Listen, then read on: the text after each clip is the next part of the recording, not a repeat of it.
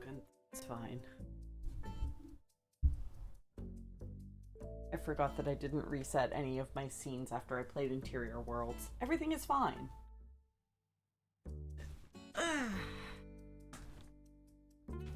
Good morning, friends. Hopefully you can hear me all right. Welcome, welcome. It is Sunday again. I am still extremely eepy, but I mean, hey, that's what we're here for. So welcome in. I am SJ. I am here to sew some things. And in about 50 minutes at the top of the hour, I will be doing a D&D recap for the session that we had yesterday. Because, oh boy, it was a session. So stick around for that. Good morning, Merlin. Good morning, Laura. Welcome in. Sorry, I'm just adjusting my camera a bit here. Here we go. Welcome, welcome, welcome. Ooh, brunch. Brunch is great. Also, yes, no stream. I'll mention this toward the end as well, but no stream next Sunday on account of it will be Desert Bus for Hope. I may still stream. I'm still hoping to stream in the evening at some point between now and then. But yes, next Sunday there will be no stream. If you don't know what Desert Bus for Hope is, hang on, I think I still have the command active. Cursor, there we go.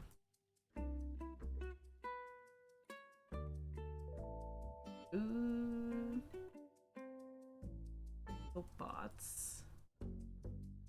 Thought I had one set up on Night Bus as well. I might not. So, Desert Bus for Hope is a charity fundraiser that benefits Child's Play Charity, which is a charity that helps out children's hospitals, specifically with acquiring like video games and technology to help a child stay in the hospital be more pleasant. Because hospital stays are never pleasant for anyone, but especially for children. Even if they're being well cared for and well treated, it can still be extremely traumatic. So the goal of Child's Play Charity is to provide them with games to serve as distraction, and also they've started doing research into games that can help with pain management or various kinds of physical therapies. Or I know last year they were talking about this new VR technology that's actually helping to reduce sedation, because kids will go in for, minor procedures, and if they need to be sedated, there's all kinds of risks that come with that. They have to fast before being sedated, which can cause other problems. But they're doing research now into if you put a VR headset on the child, it immerses them in a different world and distracts them enough that a local anesthetic can work and you don't have to fully sedate them, which is fantastic. Child's Play Charity also funds positions in hospitals for gaming specialists that are specifically there to maintain the technology, play with the children so that they always have a play or two and they're not by themselves, and also, so that the nurses don't have to try to learn what all this technology does or how it works or how to fix it when it breaks, because there's somebody there dedicated to that. So it's a lot of like really cool work and really important work that Child's Play Charity does. And Desert Bus for Hope is a fundraiser for them. So what it is if you go to desertbus.org, donations are actually live right now. They open up a week before the run starts. And Desert Bus for Hope is a telethon style fundraiser. So once the bus gets going next Friday, the Desert Bus team will be live 24 hours a day in various shifts playing Desert Bus, which is widely regarded to be the most boring game ever created. You are a bus driver. You drive a bus from Tucson, Arizona to Las Vegas, Nevada. It is 8 hours in real time. And then when you reach Las Vegas, you earn a point and you turn around and come back. It is mind-numbingly dull. So to liven up the experience, the team does skits, they do challenges from chat, they do, there are giveaways and silent auctions to help raise even more money for Child's Play, and also to provide chat with some lovely prizes to thank them for their attention and donations. What am I forgetting? Oh, and the more that we donate, the longer they have to play. So there's a formula, and the more people donate, it adds more hours onto the total. So like I said, it's a telethon style. But yeah, it's always a ton of fun. If you're curious from my description, go check it out. I submitted a craft that will be auctioned off. Well, actually, it'll be a giveaway this year. I made a scarf, a Minecraft-based scarf. Laura actually also did, Laura in chat also did a craft. She did this amazing set of watercolor sapphic art pieces based on 3 different sapphic couples from various fandoms. So if that's interesting, go check out the prizes page on desertbus.org. Hers is actually going to be a live auction, so that's going to be extremely chaotic and exciting. Do I need to adjust my camera more? But yeah, it's always going to be a great time. Yeah, perfectly straight, flat road and terrain. Occasionally cactus. A few bus stops. Sometimes a bug hits your windshield. It's very exciting. It's true. So yeah, that is starting next Friday at 3 p.m. Pacific time, which is 6 p.m. Eastern time. Various other time zones may apply. And typically they'll go for about a week. So next Sunday, I will be busy watching Desert Bus. I will not be streaming. But if you need your Sunday morning fix, I suggest you go watch Desert Bus. They will be live on desertbus.org, but they will also be live here on Twitch. I believe their channel is Desert Bus for Hope. Or is it just Desert Bus? Hang on. To get this right. I don't remember which one their Twitch channel is.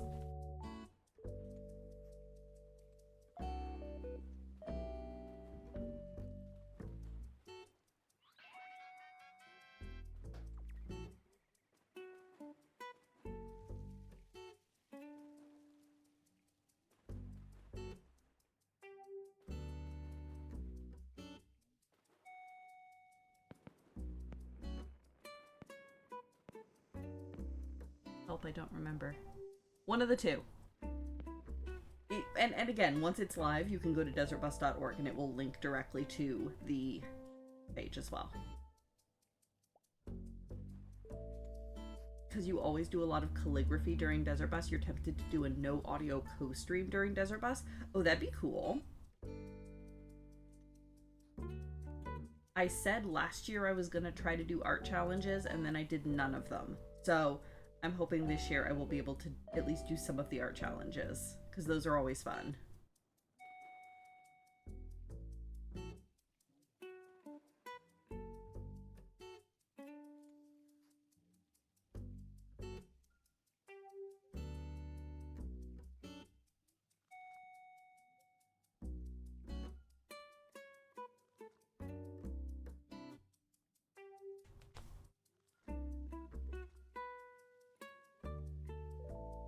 Also, and this is somewhat exciting, I have already determined what I am going to submit as my craft along project for next year. Because of course there's a submission process. But sometimes if your project is really ambitious, you need to start it before the submission process opens. I am going to be making another blanket. It will be a crochet blanket. And it's going to be the same stitch that I used for the Minecraft scarf. So it'll form little square pixels really nicely. And I've created a design. So Kara and I are doing a rewatch on Digimon Adventure. And I had forgotten how much I love that series and how much that series, like, had an impact on me as a kid.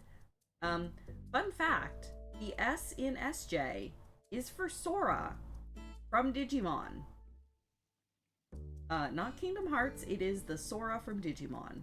So, I mean, she is with me even to now. So, we've been doing a rewatch on Digimon Adventure, and it has, like, fully sucked me back in. So, I've created a design that is the 9 crests of the Chosen Children. So, like, courage, friendship, love, knowledge, sincerity, purity, kindness, light, and hope. They all have kind of their own little symbol. So I've created a design of those 9 symbols, and then in the center a Digivice, with like some cool like static patterns so that the background is not just like solid black. And it looks really cool, and I've ordered the yarn for it already. And if it doesn't get accepted into next year's Desert Bus, that's fine. Because I want it for myself. If it does get accepted into next year's Desert Bus, I guess I'm making 2, because I want it for myself. Morning, Randus. We are talking Digimon because Kara and I are doing a Digimon Adventure rewatch, and it has recaptured my soul. And I've designed a blanket that I'm going to make that has all of the crests, and also a Digivice.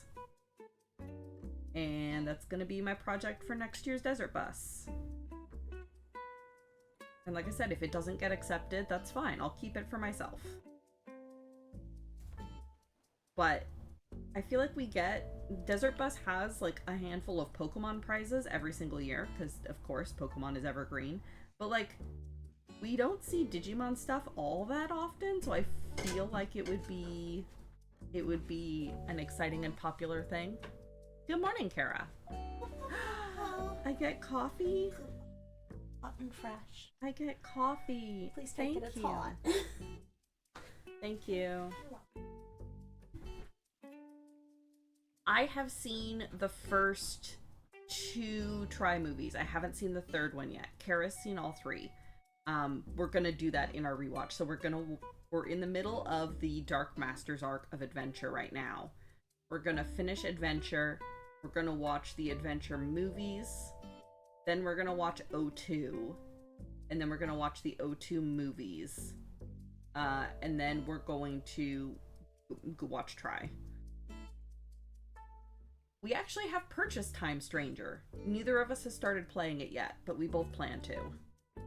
We watched, Heather and Beej did a stream of the demo, and watching that we were both like, okay, yeah, we want this game. So we did pick it up.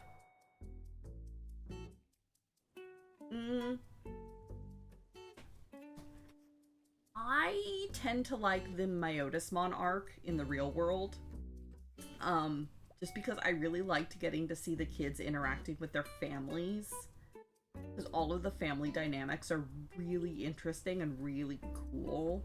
Well, maybe cool's the wrong word. Really heartwarming.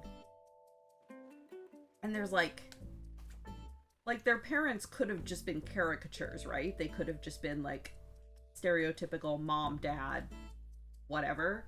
But like they actually took the time to flesh out their parents and their siblings into like real characters. And I just always really enjoyed that arc.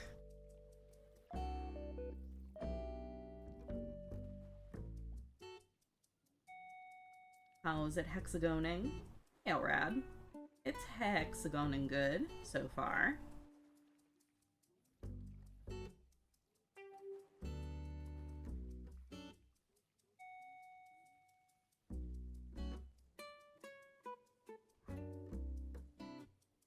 So far, so hexa good? Is that anything? Maybe not.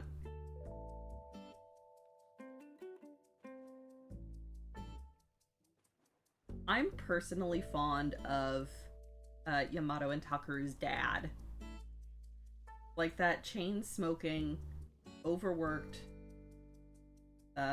overworked guy that nevertheless just like jumps in to try to help his kids as much as he can. Like, I love him. He becomes like the designated driver of just like, okay, we need to get over here really fast. Everybody hop in the van. Sorry, Randus, we are watching it in Japanese. At least you knew who I meant.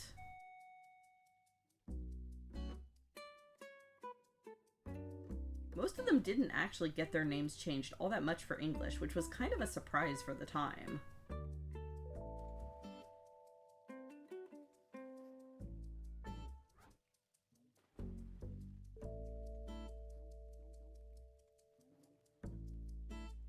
Also, it is giving me, watching Digimon Adventure is giving me flashbacks, because back in the day, I was in the Digimon fandom, like, I wrote fic and stuff, and I'm just remembering, like, the vicious and, like, heated, shipping wars that went on in that fandom, between, so there were the three main pairings. You had, you had Tai and Sora, and then you had Matt and Sora, and then you had the yaoi shippers that shipped Tai and Matt. Which, watching it as an adult, I'm like, okay, yes, I see where this came from. But also as an adult, I'm sitting here just kind of going, can't we just solve this love triangle with polyamory? Like, hello, that's a thing. But like, when I was 13, it wasn't.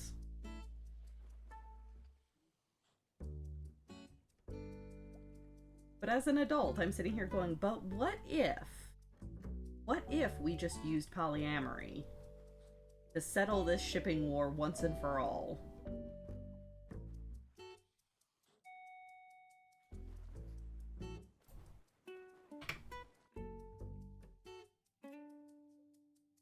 Sora, Matt, and Tai have all hooked up more than once canonically? Yup. Yeah. They sure have.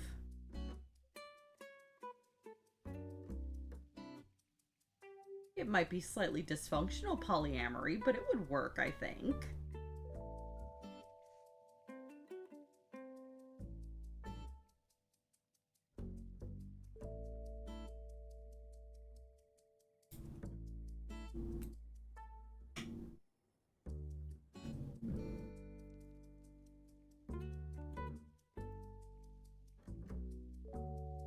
Joe and Mimi is your favorite canonical Digi couple? Yeah, that one's cute. That one, I do like that one a lot. Because Mimi gets Joe to loosen up and have fun, whereas Joe kind of holds her back from her sillier ideas and gets her to be a little bit more realistic. It's really cute.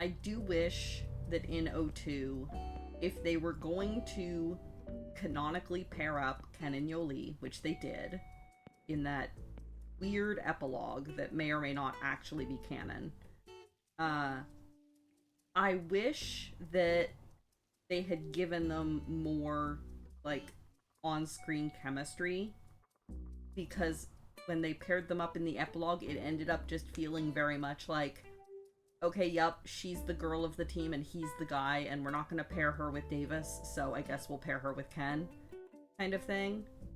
If they had given them more, like, sweet moments in the series itself, or any kind of foreshadowing, it would be a bit better.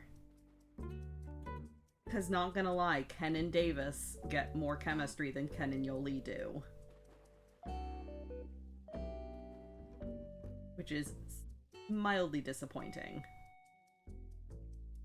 But that's just me, because Ken is one of my favorite characters.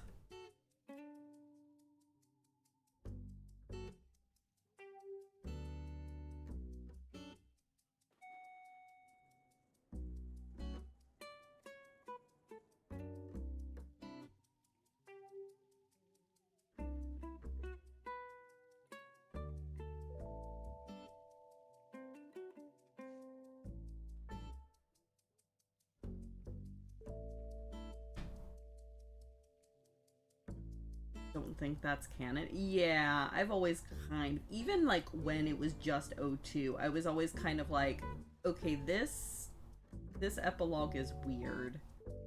Like even like some of the jobs that they give the kids and stuff, I kind of never considered the epilogue really canon. It's just very weird.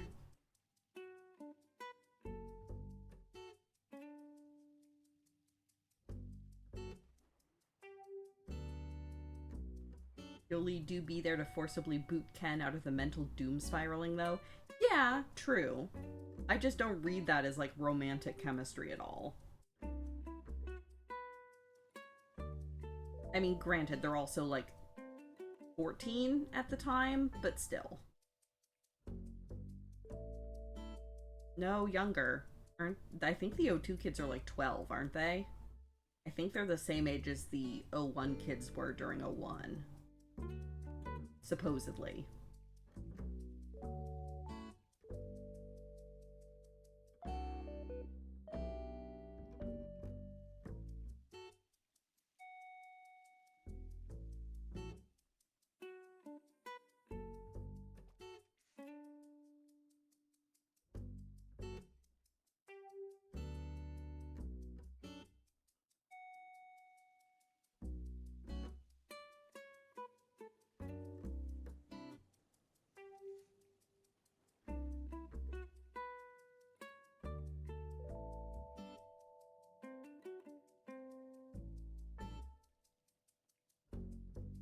Why is Ken my favorite character? I don't know.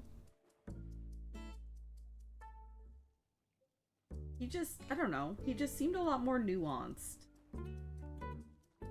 With, like, the tragedy of losing his brother and then trying to atone for the mistakes that he made. Like, I don't know.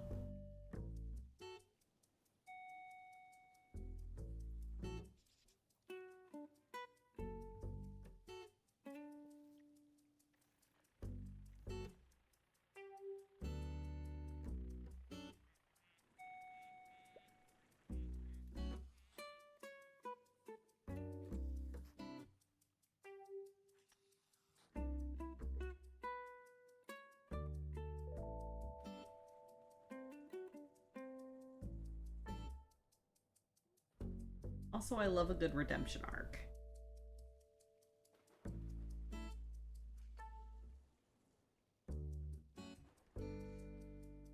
Also, Stingmon is just super cool.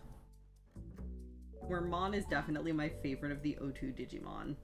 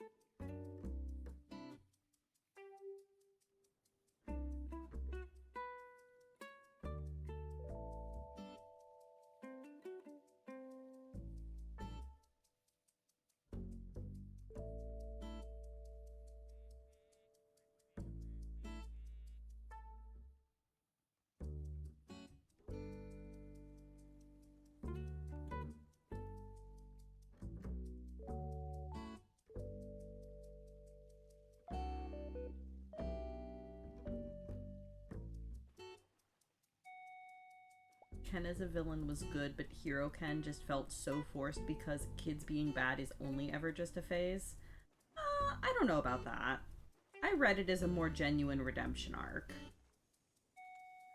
But I get where you're coming from.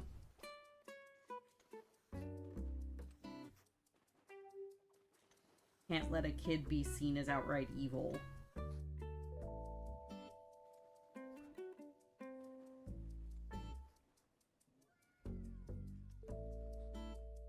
But, like, also, Ken was, like, semi-brainwashed. Sort of. He was driven by the dark taint, and once that was cleared...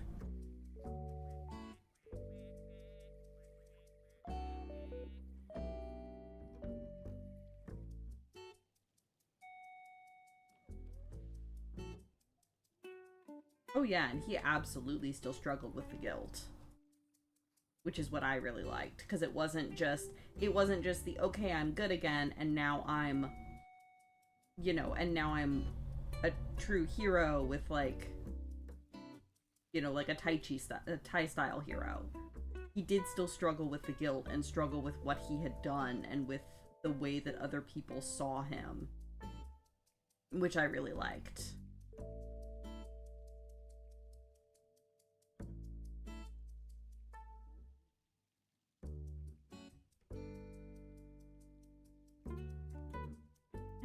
Oh, don't drop the needle. Back here.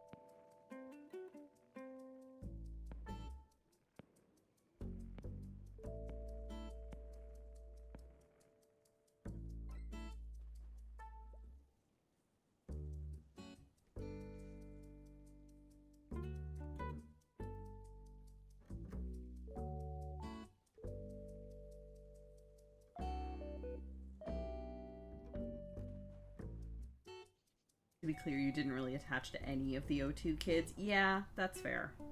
I really liked the way that TK and Kari were once they grew up into O2. But yeah, the new kids were kind of there. They're great, they're fine. But yeah, I didn't attach to them nearly as firmly as I did the O1 kids. I did really like the concept of armor digivolving though. Like the idea of being able to have multiple champion stages that you can like pick between depending on the situation. I thought that was really cool.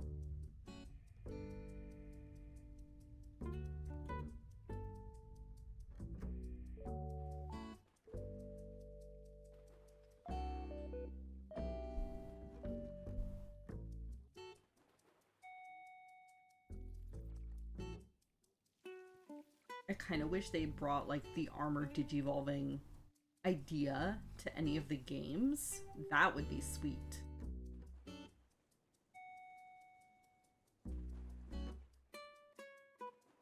Give you like only one starter Digimon, don't give you a choice, but you do get, you know, it is in the games? Ooh. Okay. Well, clearly I need to go in and play more of the games.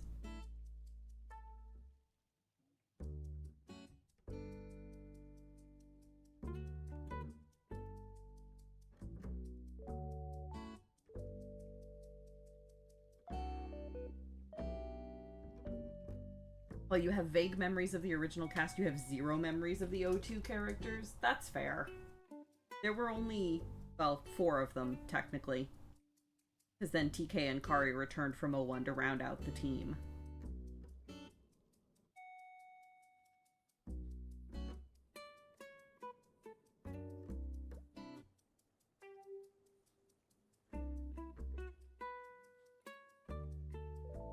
And the O1 kids were still around a lot in O2, which I really appreciated. I really liked that.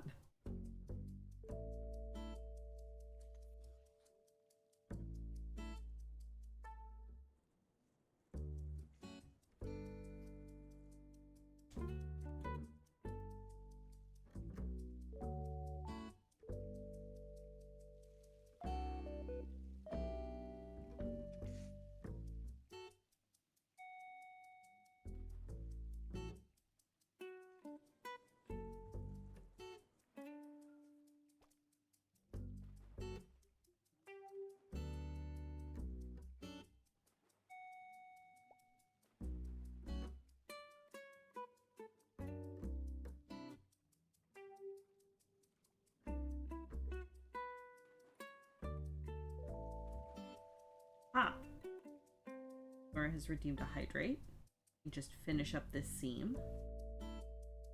But a reminder that hydrating is not just for me. All of you need to hydrate as well. So take a drink of something. I mean, ideally a liquid.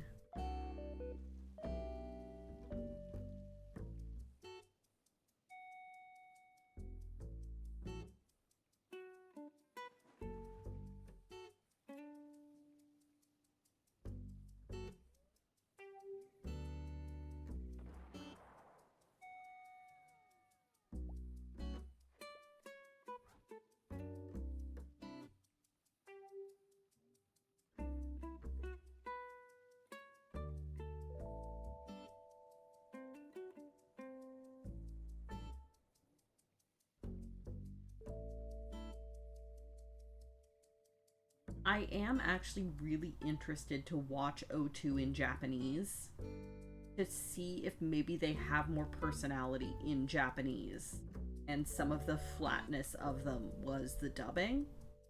I don't know if that's the case or not. So I am really interested to watch O2 in Japanese because I never have. I watched it in English.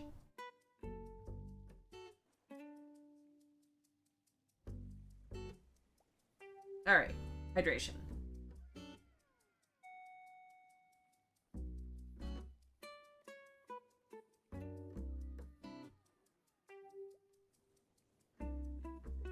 Thank you very much.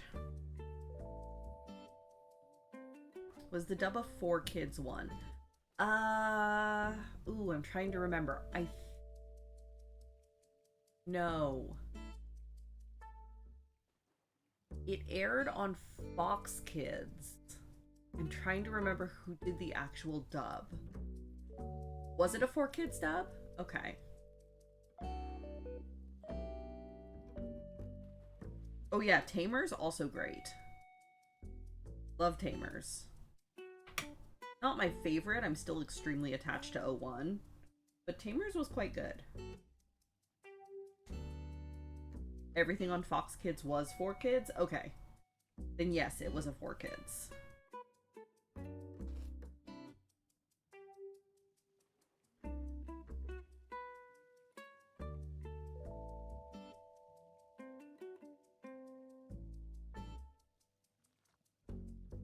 And got not mangled. Like, it's a weird case where, like, they didn't really change the plot. They didn't change, like, big things. But what the English dub did is it did the thing where they were like, okay, we're dubbing a kid show, so we need to make sure there's a joke at least every other line.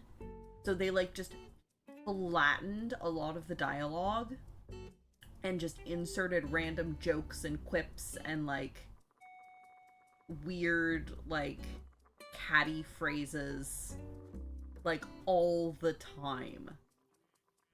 It wasn't mangled, but it was very much like, let's take this heartfelt, nuanced moment from the Japanese and then just, like, insert a random joke because we can.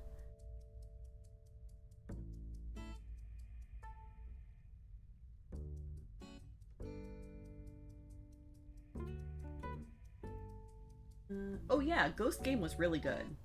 I watched bits and pieces of Ghost Game. while Kara was watching it. That one's really good.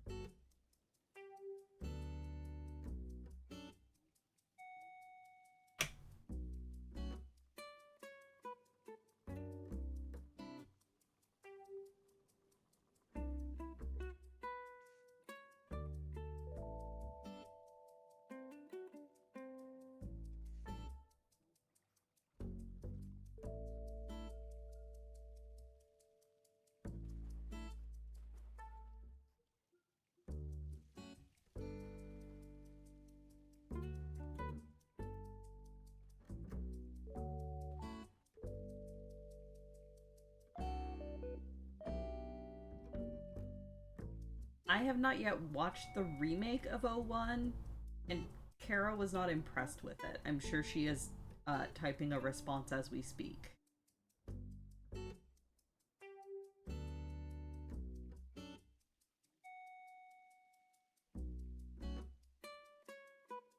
I was correct.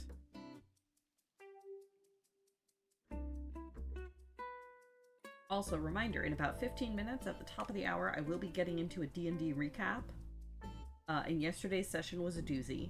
So if you need to grab refills on your drinks, run to the bathroom, all that good stuff, do it before top of the hour.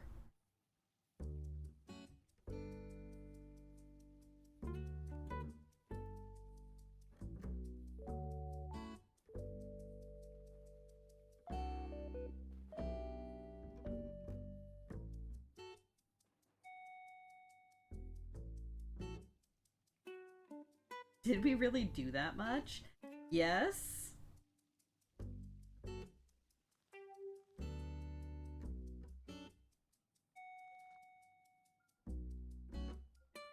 I mean, I think so. Opinions may vary.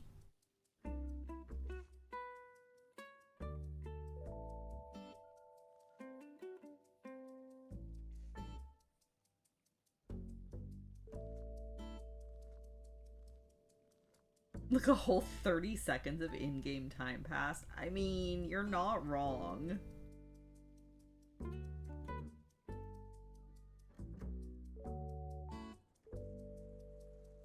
You are not wrong.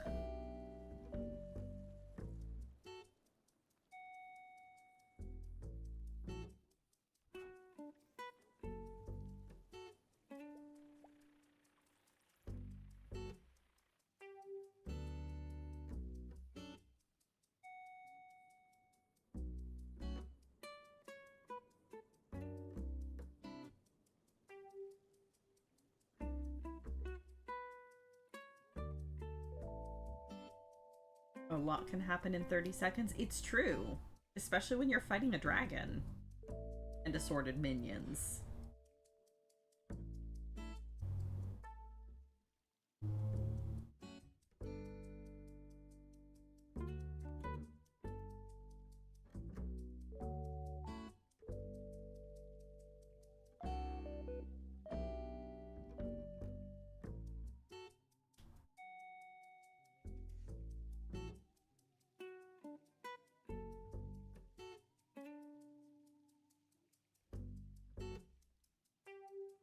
The real question is how out of order the recap will be. Okay, look. Look.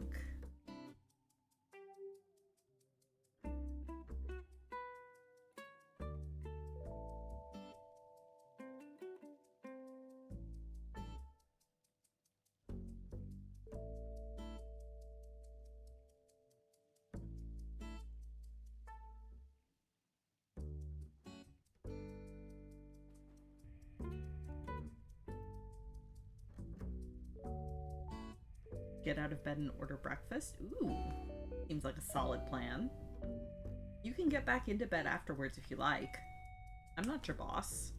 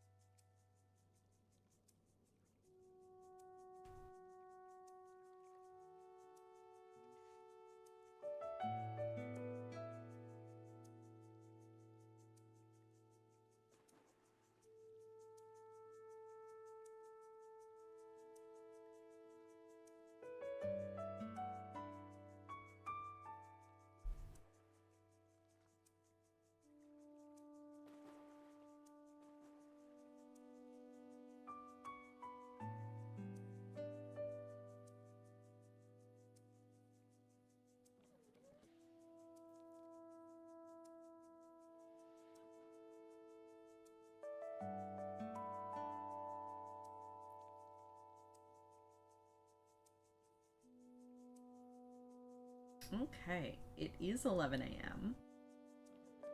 So, last time on D&D,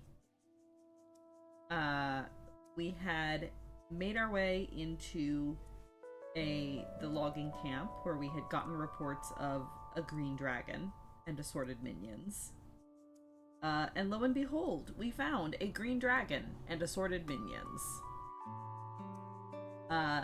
In this case, assorted minions consisting of a green kobold spellcaster that we've actually encountered before.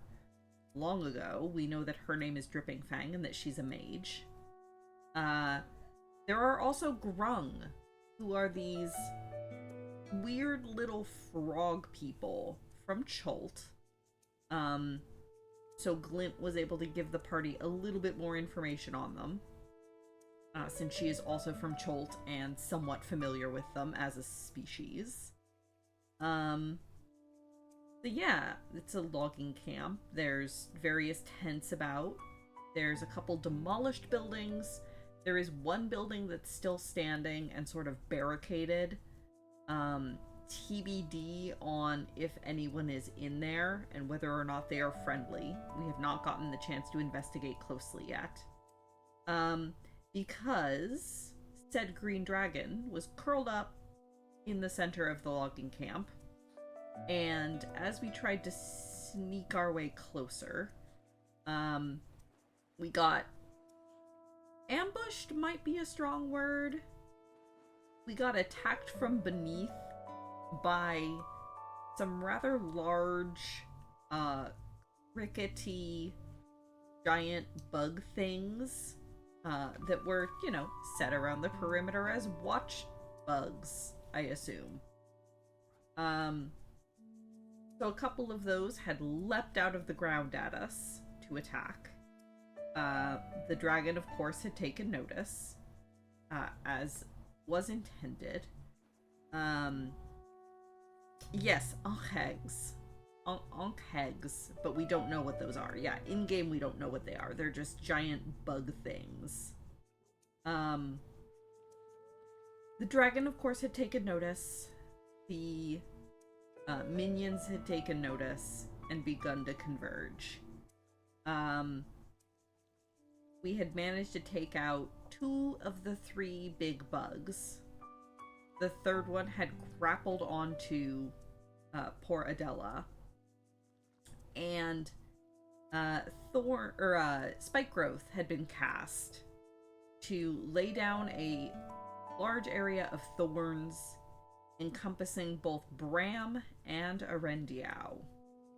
So, when we picked up this session, we were in the midst of combat.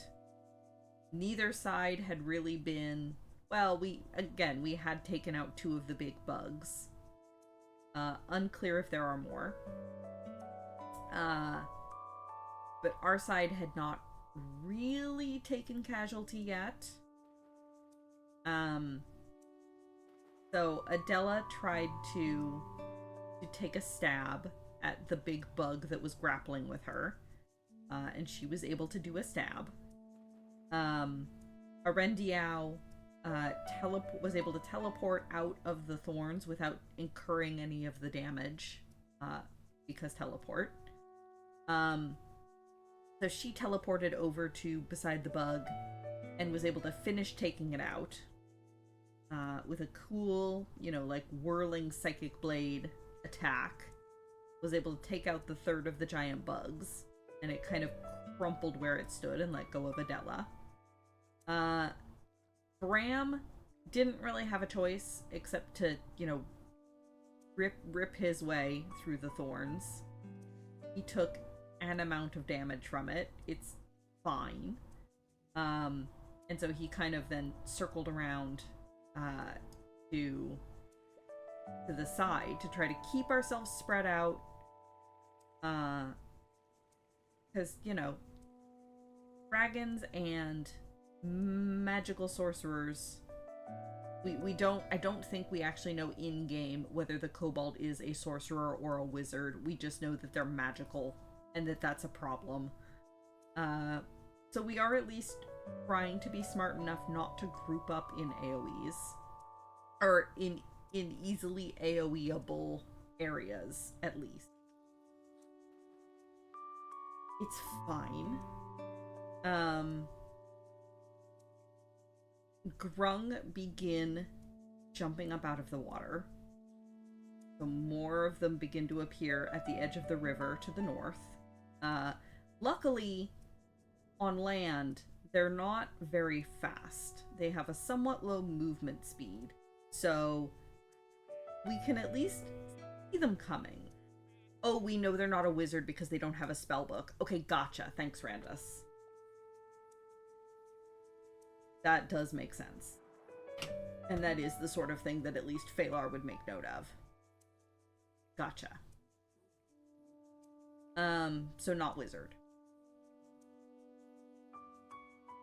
So we have Grung, you know, beginning to come out of the, well, not out of the woodwork, out of the waterwork. One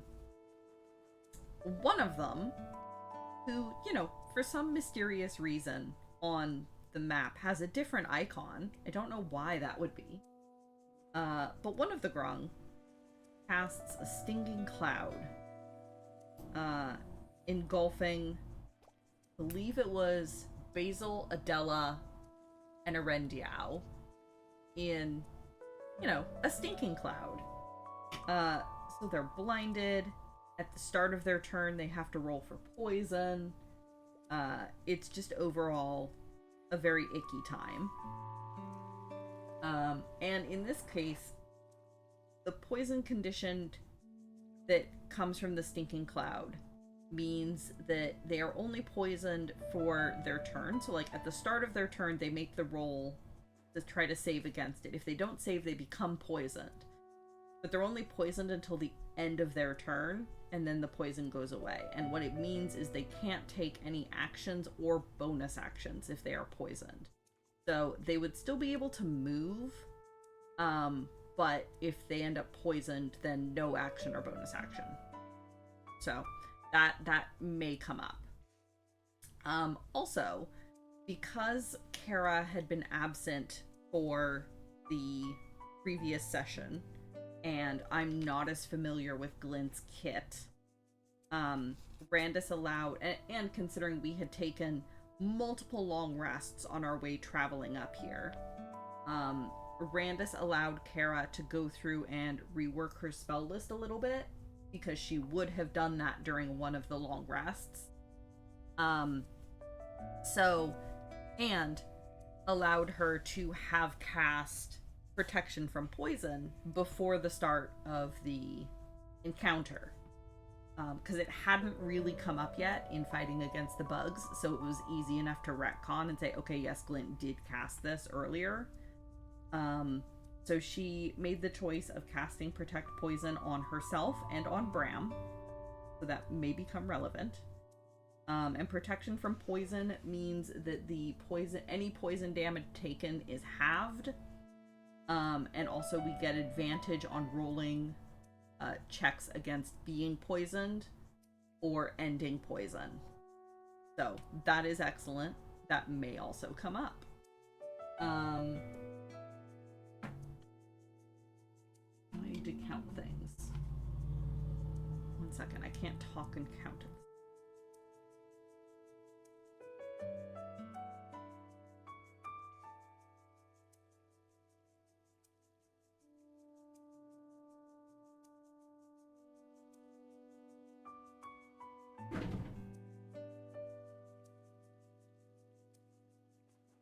And yes, this was the Grung that was already out of the water, that had been talking to the kobold when we came in. So, you know, it's fine.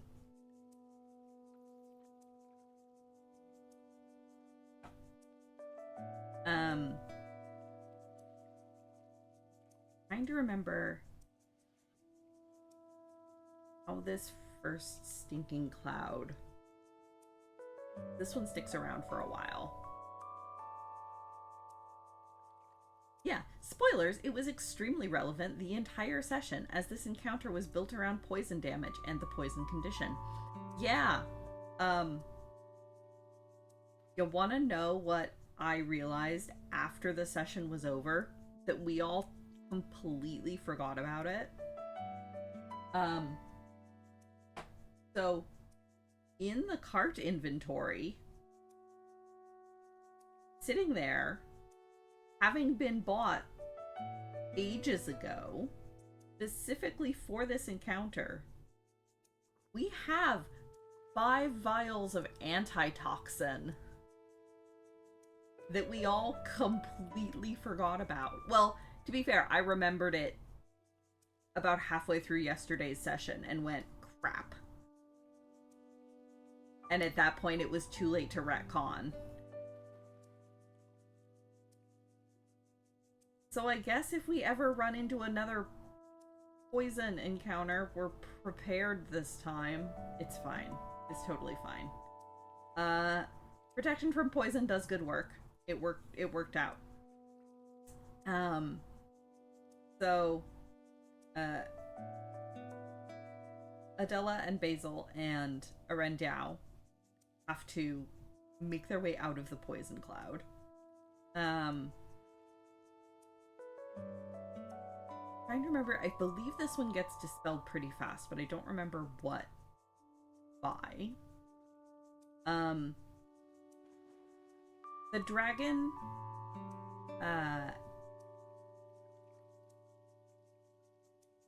the dragon is smart enough that it sees the fact that Glint is healing people and buffing people, and so it comes over to attempt to take a bite out of Glint. It does manage to get one hit in for an amount of damage, before flying off again. Flying, straight up. Where it's well out of reach of us melee users on the ground. I mean, there's plenty of magic and ranged users. Bram is just not one of them. He has some ranged options, just not a lot of ranged options. Oh, right. Yes. Thank you. Yeah. So, on his turn, Phalar, the dragon is not close to anything else, but Phalar is able to get eyes on the kobold. So he tosses a chromatic orb at the kobold, and it hits. And when it hits, he's able to bounce the chromatic orb over to another target. So he bounces it over to the Grung sorcerer, or the Grung magician, and hits it for some damage. And then the Grung fails its Constitution saving throw. So the Stinking Cloud, which does require concentration, dissipates. Yes, that is correct. Thank you, Randus. 38 points of damage to the Druid Drung. Yeah, I believe it. I think that's right. Second highest damage of the round. Well, probably still highest damage of a round. If you count the damage that you also did to the kobold. Second highest damaging attack. We'll get to that. I'm proud of that one. Oh, the Grung is a druid. Okay, that makes sense.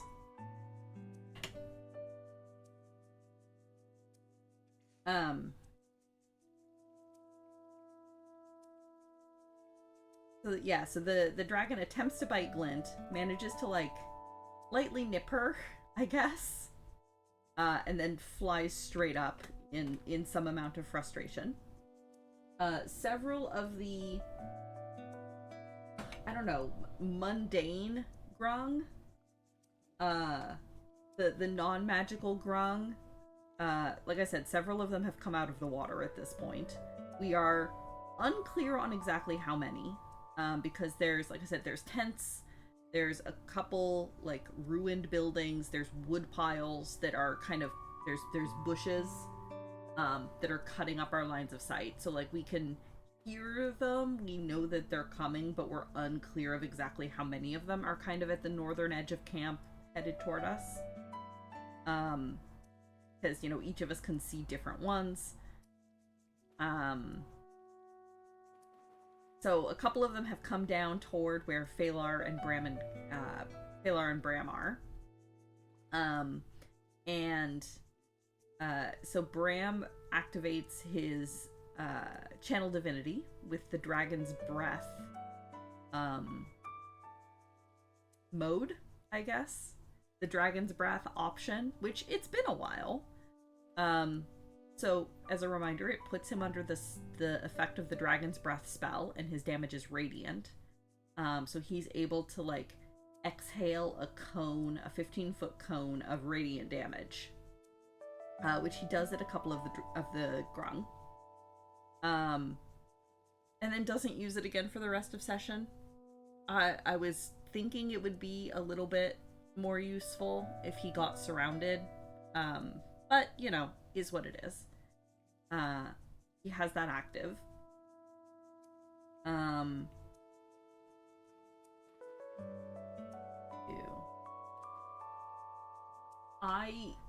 I'll be honest with you, Randus. I did fully intend to sit down and make notes last night, and then I was way too tired.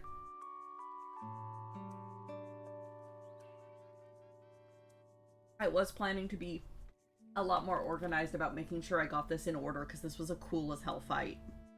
And I just ended up being way too tired. So, trying to think if there's anything else to cover before the dragon comes in for a landing.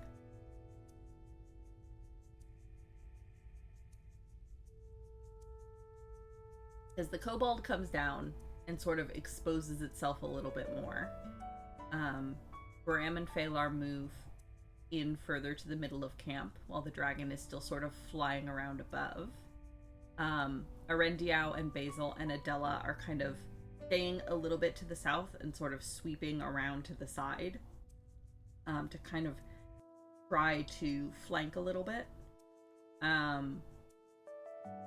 There are several rounds where people are doing sort of setup, sort of either buffing themselves or moving to try to get into better position. Yeah, there was at least 1 or 2 rounds where people were kind of trying to set up, casting buffs, trying to get themselves into better positions, so that they could be more effective. The non-magical grung, as they're sort of advancing south, their main mode of ranged attack is arrows, most of which are aimed at Bram, and I think all of which miss. Like, I don't think he got hit at all from any of the grung arrows. I will note now that Randus's rolls yesterday as DM for all of these enemies were completely bonkers. He was rolling so low, like an insane amount of 1s and like low, like single digit rolls. Like, I think you rolled maybe, you can probably remember every double digit roll you made, eh, Randus? Oh yes, so at this point everything was aimed at Glint, because Glint was the one that was pinging around healing people. Because as a reminder, Glint has her Misty Step, with the various different added effects to Misty Step that she can do. So she's been pinging around a bit and healing people. So she was kind of, at the beginning, sort of the center focus. I need to count.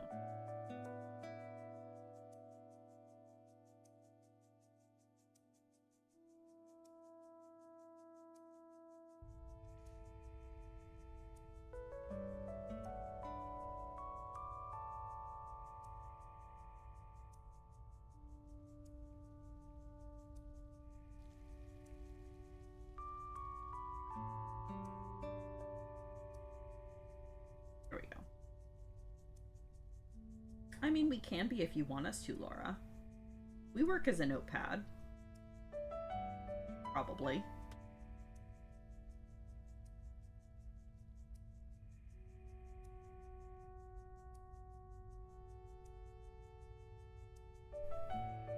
so Phalar had tossed the chromatic orb at the, and managed to ping it between both the kobold and the grung druid, who are our two sort of most annoying non-dragon enemies at the moment. The dragon comes swooping in for a landing, sort of directly between. So Bram was sort of at the north, and Phalar was a couple squares away, and the dragon came swooping down and landed like directly between the two of them, sort of catty corner adjacent to the both of them. And also there's a one of the normal grung, one of the mundane grung, one of the mook grung. What are we calling them? One of the littler grung has also come in to attempt to slash at Bram.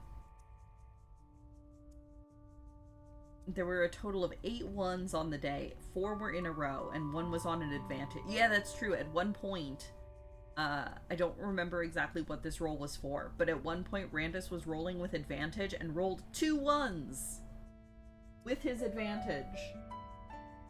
Like, legitimately, that sucks. It was very funny for us, but yeah, that sucks. If it was any of us, it would also, yeah. No, it's just, I'm sorry, Randus. It's very funny, but also I'm very sorry. And Kuma coming in with the resubscription for the 26th month. Dang. 26 months. The half year in weeks. Thank you, Kuma. Yeah, the grung druid emissaries bodyguards. Yeah, that's what I said. The mundane grung. Yeah, so the dragon comes in for a landing and attempts to, I believe it was attempting to nom on Bram at this point, just because Bram was the tin can of an armored knight, right? That's always what you kind of crunch on when you're a dragon. Did manage to get in 1 hit. I believe they missed the other 2. And then, you know, while sort of snarling in Bram's face, growls out in Draconic, which about half the party understands, I think. Bram definitely does. And he hears this dragon growl out, "Do it right this time."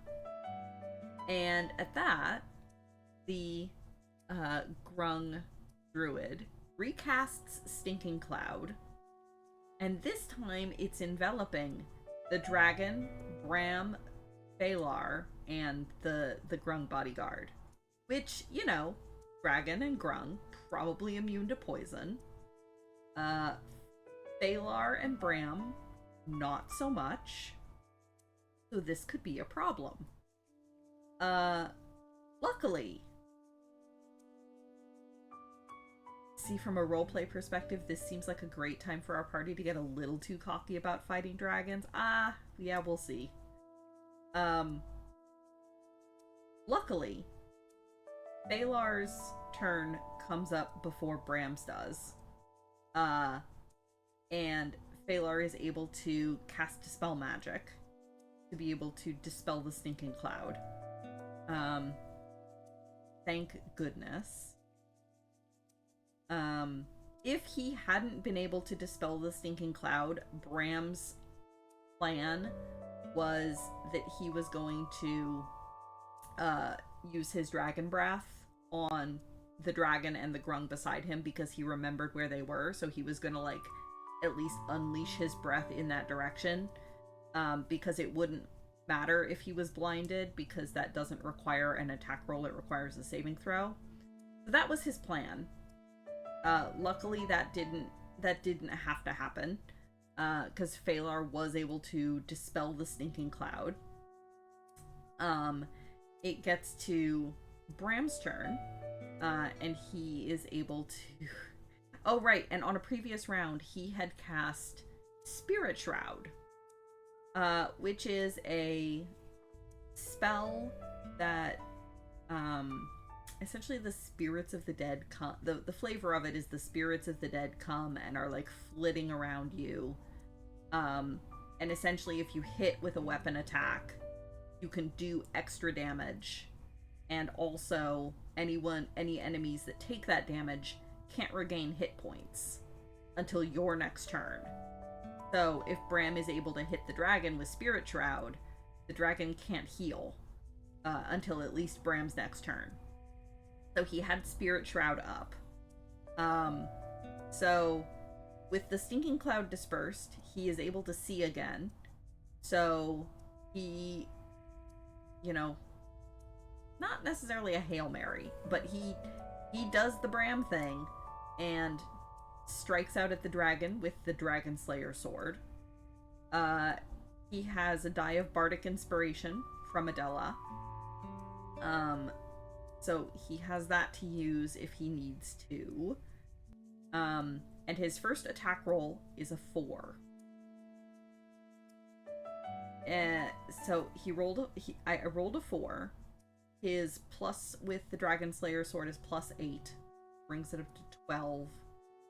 I was like, I could roll the D8 Bardic Inspiration and add it on, but I don't like the calculus of trying to, I feel like that there's a good chance that might still miss, and I can't afford to totally miss. So I let the first one miss, I let the 4 miss, and I roll again for my second attack. This time I roll an 18, which is much better. So I do manage to crit. No, I don't crit. Words. Tongue. Please. I'm eepy. I do manage to hit the dragon. So Bram hits with his Dragon Slayer sword and then uses Divine Smite because he's a paladin, and of course he's going to use Divine Smite. At second level. So that's 1d8 plus 4 slashing damage from the sword, 3d6 extra slashing damage because I'm hitting a dragon, 3d8 radiant from the Divine Smite, and then an extra d8 radiant from the Spirit Shroud, and the dragon can't regain hit points. So I roll all those dice. I felt very cool. I rolled all the dice, and it came up to 42 points of damage, combined slashing and radiant. So 42 points of damage wailed onto the dragon.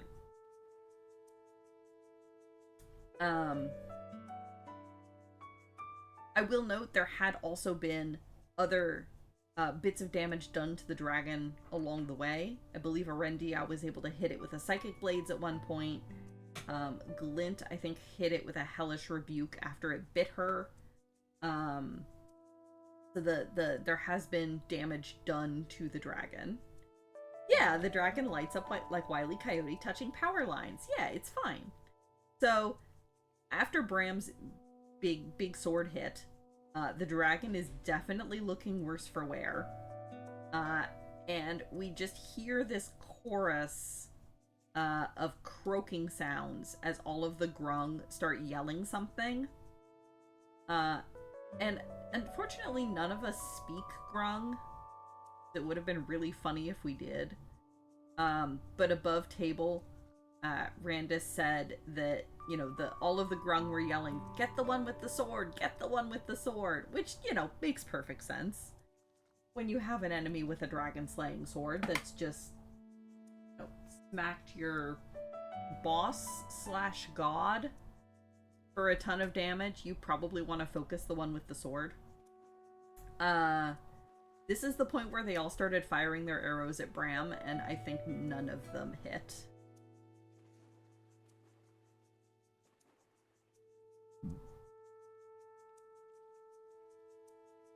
Yeah, 150 combined points of damage prior to this hit had left it at 4 HP. So yeah, after Bram hits it, it's got 4 HP left. So, it's going okay. And then the Grung sorcerer starts casting a spell. It gets back around to their turn, and they start casting a spell targeting the dragon. Now, Balar and Bram both know that the dragon can't regain hit points because both of them are aware of the Spirit Shroud. But none of the other Grung are. So, Balar is able to see this Grung starting to cast a spell, and he kind of squints over at it and is able to determine that it's not recasting Stinking Cloud, it's casting something else. Again, targeting the dragon specifically. So Balar decides that rather than wasting his counterspell reaction, he lets the spell hit, assuming that it might be a healing spell. If the Grung don't realize that the dragon can't be healed, it'll just fizzle. That's fine. If it is some kind of a buff spell, the dragon's low enough HP. It's looking really hurt. If it's trying to buff its AC or something, we'll deal with it if it's a buff. So Balar makes the decision not to counterspell and lets the spell resolve. You could call it a healing spell. That's true. It was technically a healing spell of a sort. So the spell hits the dragon, and as Bram and Phalar watch, the dragon starts to transform. Its wings sort of fold down against its back and start melding into its body. Its forelegs start to shorten. Its hind legs start to thicken. Its tail sort of gets shorter and starts to thicken as well. Its head changes shape, its horns shortening, and its jaw and nose sort of ballooning out. As this dragon transforms into, or rather polymorphs into a Tyrannosaurus Rex. Because the Grung are from Chult. And Glint just yells, "Oh, come on!" Because Glint is from Chult, and Glint has seen Tyrannosaurus Rex before. So Bram and Phalar are left blinking at this extremely large, extremely angry thing? Hello? I mean, above table, Bram is probably gonna have nightmares about this thing. What's the nuance between transform and polymorph? I don't know that there's nuance. I just corrected myself because polymorph is the actual name of the spell. I believe the implication is that transform would be more permanent. Polymorph only lasts for a short amount of time or until the spellcaster loses concentration. Which is important. Okay, have fun, Kara. See you later. So the Grung that casts this spell has to concentrate on it. So if we can manage to hit the Grung and do damage, it'll have to make a concentration check. And if it fails the concentration check, it loses the grasp on the spell, and the spell will end, essentially. Or we can do what Phalar did. So we see this Tyrannosaurus Rex resolve itself. So it had cast the spell, and then it backed off and hid behind one of the large piles of wood so that it would hopefully be out of sight and out of easy attack range. Which is very smart of it. So we see this Tyrannosaurus Rex resolve. Bram is sweating a bit. Above table, we all kind of realize that, the sword is not going to work on the T-Rex because a T-Rex is not a dragon. Well, it'll do normal sword damage, but it's not going to do the extra dragon slaying damage because a Tyrannosaurus Rex is a beast. There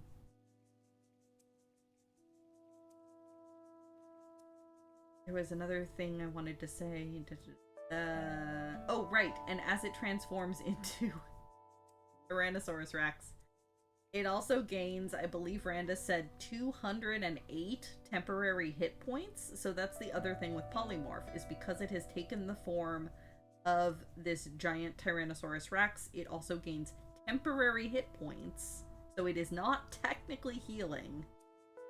It is not gaining hit points, which is what Spirit Shroud says. Spirit Shroud says anyone that takes damage cannot gain hit points. And it's true, the T-Rex did not gain hit points, it gained temporary hit points, which are a different thing. So we are now being faced with this extremely large, extremely angry, extremely healthy T-Rex, which is unfortunate. But Phalar has a plan. Phalar grabs the Shard of the Art Blade, which is sort of that family artifact. Like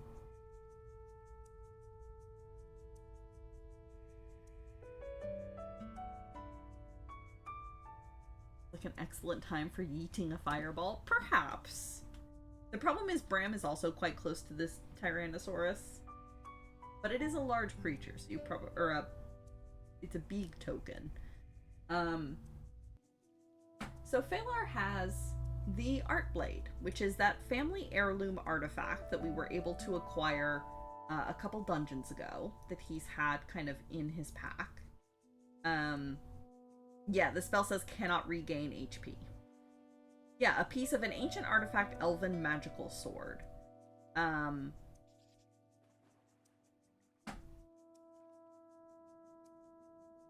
Wait. I am waiting. I skipped 2 things. Okay. Did I?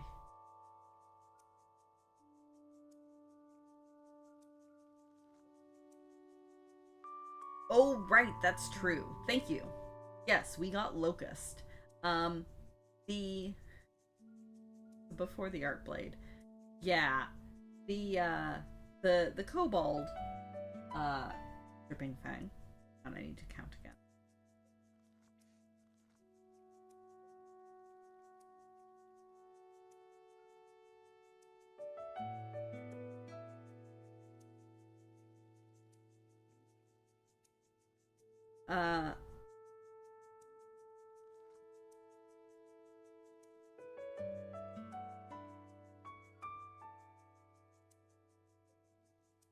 Yeah, so Dripping Fang also begins to cast a spell.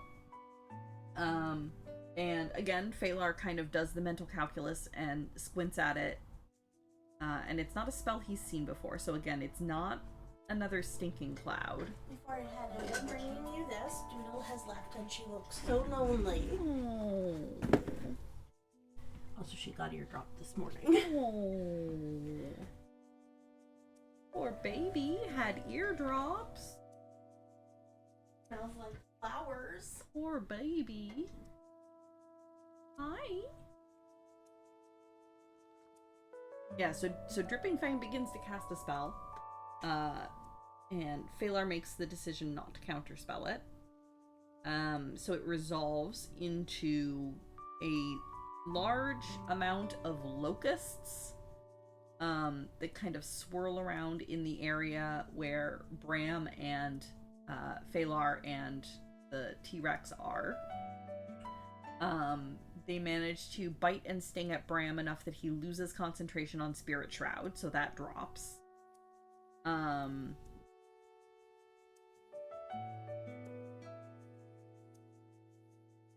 Yeah.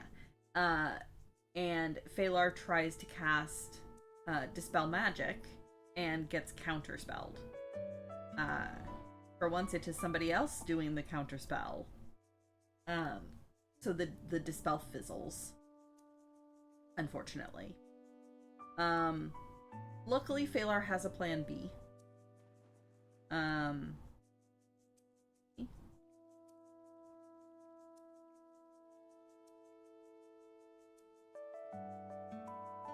Trying to remember the exact order this went in. Right, because they used, yeah. So you used sorcery points to quick cast to try to dispel the locusts, and it didn't work because it got counterspelled. Yes. That's right. So then but because you had used the sorcery points and quick cast it, you still had the ability to, like, cast another spell and stuff. So, yeah, so he tried to dispel the locusts, and that didn't work. But he continued on with his plan, and pulled this shard of the art blade out of his pack, which is that mythical elven sword. And once a day, it allows him to cast Dispel it is Dispel, yeah. Yeah, it allows him to cast Dispel Magic as part of an attack. Which he can do at the same time as using sorcery points, because that's how sorcery points work, I guess. Art Blade. Yes, Art Blade. This is why I don't play magic users. They're complicated. So he pulls out this, it's a shard of a sword, but it's basically like dagger sized. It's got like a wrap around the end so he can actually hold it. So it's basically the size of a dagger. And he attempts to stab the Tyrannosaurus Rex with it, and is able to do so. So he manages to stab the Tyrannosaurus with it, and as he does, he also channels his magic through the blade to trigger the Dispel magic. And the Tyrannosaurus spell goes down. So the Tyrannosaurus rapidly retransforms back into the green dragon form. All of the temporary hit points go away. So it is back at 4 HP. And so Phalar, holding the glass staff still, so slightly less dramatic than if he'd had his rapier out, but still good, takes the glass staff and does a mighty bonk. Or I guess a mighty stab with the end of a staff, I guess. And also casts Booming Blade, just to make sure. And so Phalar is able to take out this green dragon. Oh, you stabbed it with the Art Blade. Okay. Well, that's not quite as funny as bonking it with the staff. But still good. So yes, he stabbed it a second time with the Art Blade. Once it was back into dragon form. And is able to take out the dragon. Bye, Sasha. Come back. Back. No, she might come back.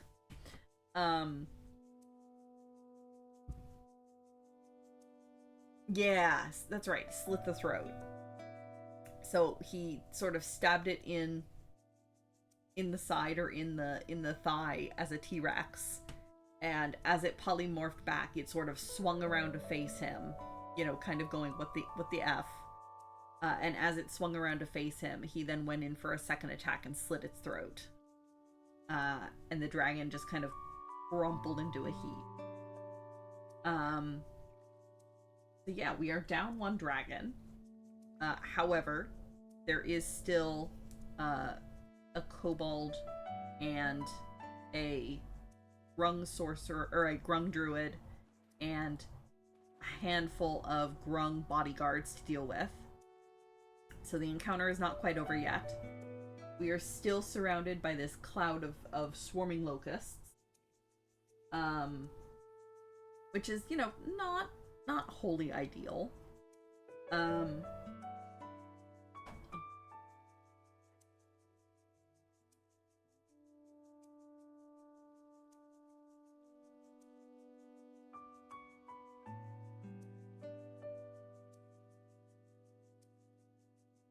And with the locusts, the area is lightly obscured, so we are not fully blind. It's not heavily obscured, but it is kind of gross. And at least one enemy that knows Revivify.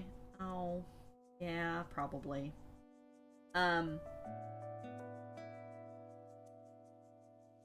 With the dragon down, Bram moved in closer to the kobold. However, that put Adela and Phalar and Bram all kind of nicely grouped up again. So the Grung sorcerer was able to cast another Stinking Cloud, I think. Is that correct? Or was it just the locusts? But I believe it was another Stinking Cloud. Yeah. Catching Phalar and Bram with the kobold between them, and then also Adela a little bit further to the south of them. Catching all of them in the Stinking Cloud, since he no longer had to concentrate on polymorph for some reason. In the obscurement of the Stinking Cloud, Dripping Fang the Kobold tried to be clever. Many magical farts this session. It's true, there were so many of them. So she knew she was standing right next to Bram. Dripping Fang is she, her, right? I'm pretty sure she is. And she knows that this sword is a dragon slaying sword. So she starts to cast a spell, and as she does, she reaches out to grab hold of the blade of Bram's sword. And again, we're in the middle of a Stinking Cloud. Bram can't see shit, but he can feel sort of something, he can feel something jostle his sword or something like, hit his sword. So in reaction, he tries to jerk his sword away. Now, what's going on is that Dripping Fang is casting Dimension Door, and she is attempting to take that sword with her. And so Brandis had me roll an athletics check for Bram to keep hold of his sword and, pull it away from Dripping Fang. And he would roll that against Dripping Fang's charisma for her to be able to take the sword and run away with it. So I roll the dice for Bram, and I rolled a 1. I rolled a 1, which, with his +3 in athletics, gives a total of 4. So yeah, I rolled a nat 1 for a total check of 4. And I was like, oh no. Like, crap, I rolled a 4. And Kara pipes up and goes, no, you didn't. I'm gonna flip my coin. I'm gonna use my artifact that lets me force a reroll so that you can reroll that. But Randus is like, no, don't bother. What's your bonus on athletics? And I was like, it's a +3 for a total of 4. And he goes, okay. Because it turns out Randus had also rolled a nat 1, and her charisma bonus was only, I think, +2? So it was my 4 in athletics versus her 3 in charisma. So I got to keep hold of my sword. Oh yeah, it was something. This is like the most ridiculous roll in Dungeons and Dragons I've ever seen. Oh, so it was 4v4. Ties go to the defender. Okay, cool. So it was a tie. So it's even more ridiculous. Okay, yeah. So Bram gets to keep a hold of his sword. And because he did manage to keep a hold of his sword and sort of was, jerking it back away from whatever had it, Brandis was like, okay, make an attack roll. So I rolled an attack roll, and it was a hit. So he then had me roll damage, and I forget exactly how much damage it was, but Dripping Fang, being a kobold, counts as a dragon. So I got to do the extra damage. 28. Excellent. Yeah, I got to do the extra 3d6 slashing damage to dragons. As Bram, funny you should say that, Kuma. As Bram, yanks his sword back and rips it out of where Dripping Fang had grasped the blade, Bram just feels like something kind of thump against his breastplate and his shield.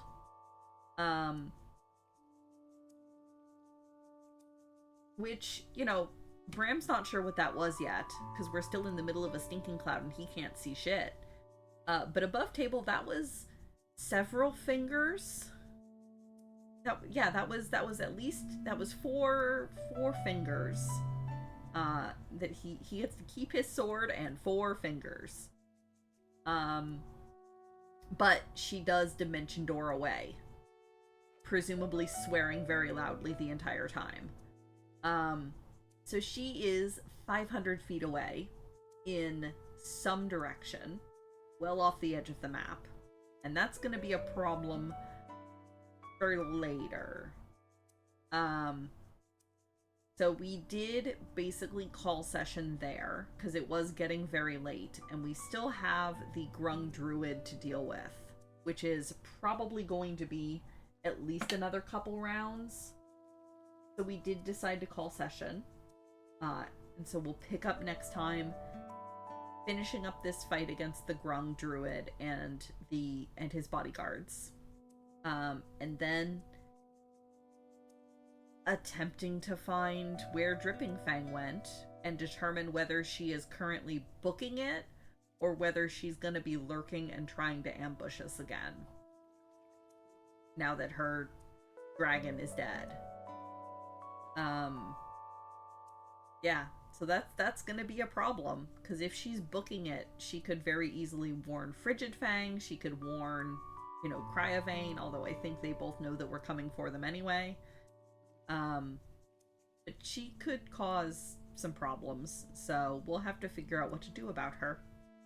But yeah, missing fingers. Swearing and missing fingers. If we listen closely, we might be able to hear her swearing and figure out which direction she went. That's true, and now they know about the sword. That is also true.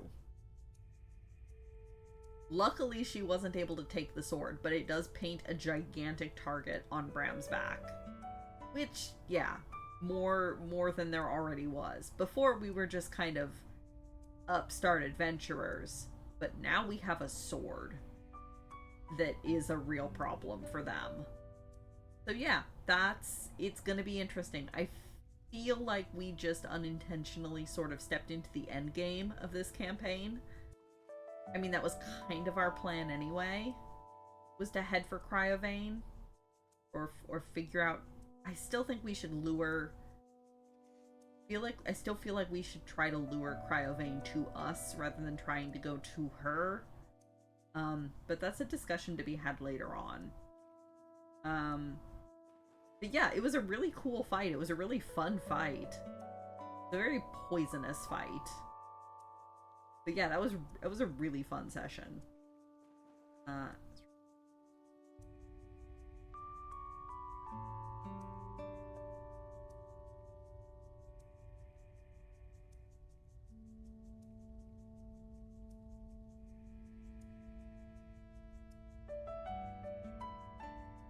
did want to ask Randus, because there was something that occurred to me. We didn't get any layer effects of this fight. Is it that the dragon had not been here long enough to properly establish a layer? My guess was that maybe the mole thing, the giant bug things, were the layer effect, and we were just gonna keep getting more of them spawning, but that didn't happen. Ah, they just hadn't been here long enough to properly establish a layer. Neat. Okay. That was my second guess.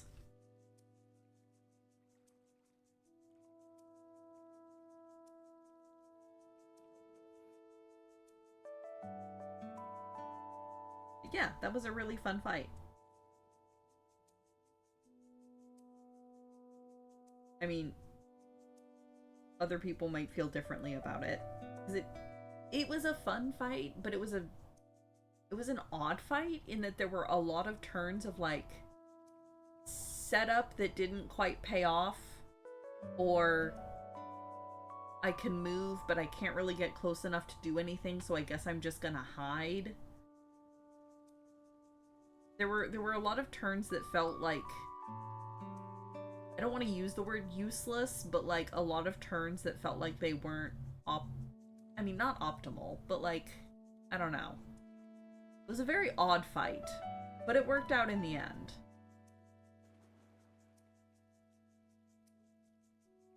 Oh, interesting. The bug things were here before the dragon. They're what destroyed the logging camp. Oh, interesting. Neat. Well, maybe not neat, but interesting.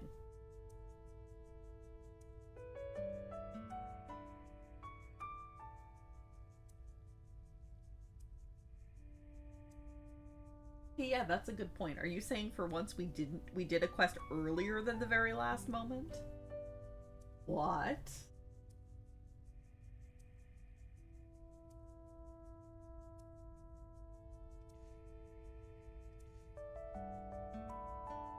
Oh, okay. The blue dragon didn't have a lair either. The storm effect was because of Talos worshippers. Oh, interesting. That makes sense.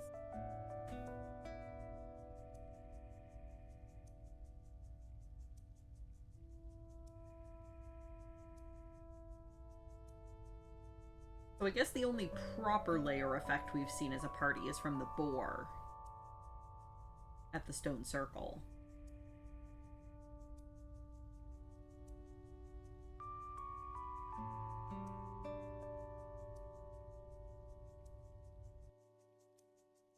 Also, of note, the dragon did not regain the recharge on its breath weapon at all.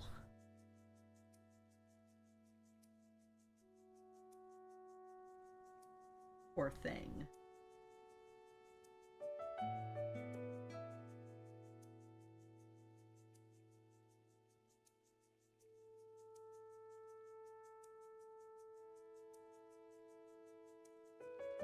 Oh, okay. We watched them trigger the layer effect when they summoned the boar. Okay, that makes sense.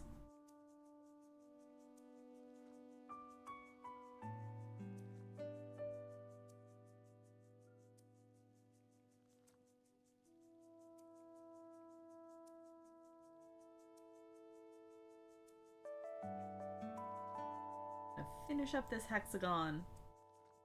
So we have not seen a proper layer effect yet. Look, I'm still voting that we do not fight Cryovane in her lair. Whether or not we can manage that, I don't know.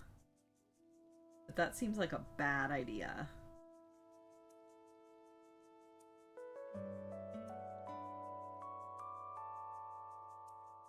What would be really nice would be for us to, like, stumble across her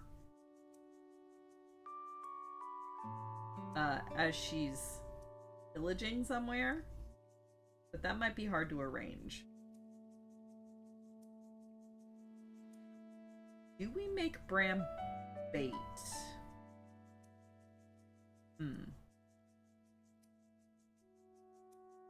That's a problem for the future.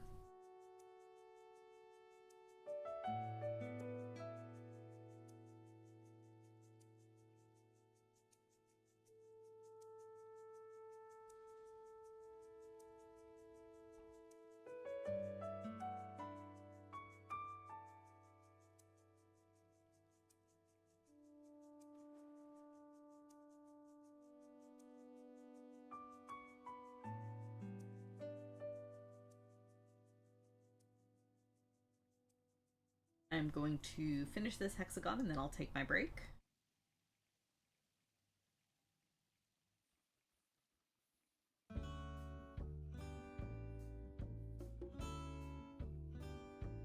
Oh, okay. That's interesting. She has strict rules. If she takes more than 10 points of damage in any encounter, she immediately retreats to her lair. So we'd also need a way to stop her from retreating. Oh, interesting. I guess that makes sense. It wouldn't do to have the boss of a campaign be fought on the adventurer's home soil, I suppose. Out of curiosity, did Darren do more than 10 points of damage?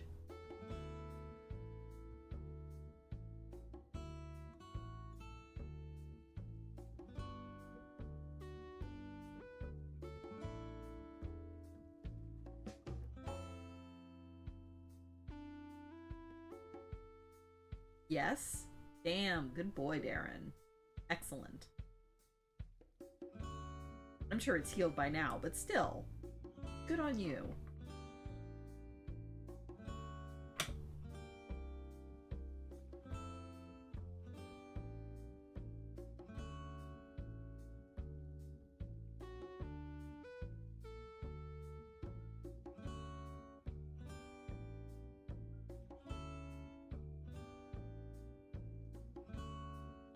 All right.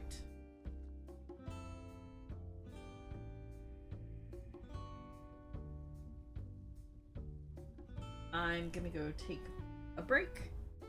Everybody get up, stretch, grab refills on your drinks, go to the bathroom, all the usual fun stuff. If you're in a time zone where you need to think about food, please think about food. Please eat a thing. And I'll be back in a few minutes.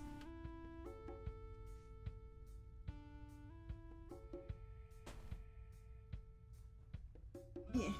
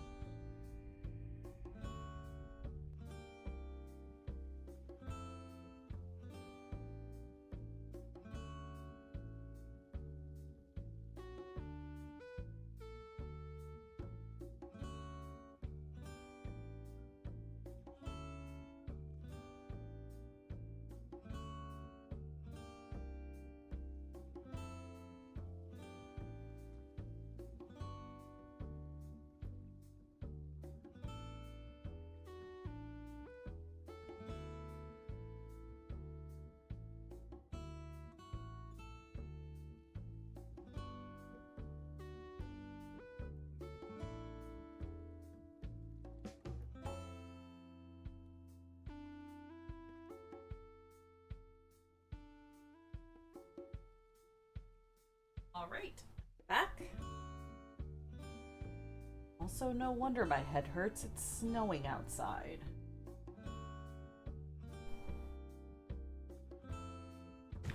Like, snowing quite a bit.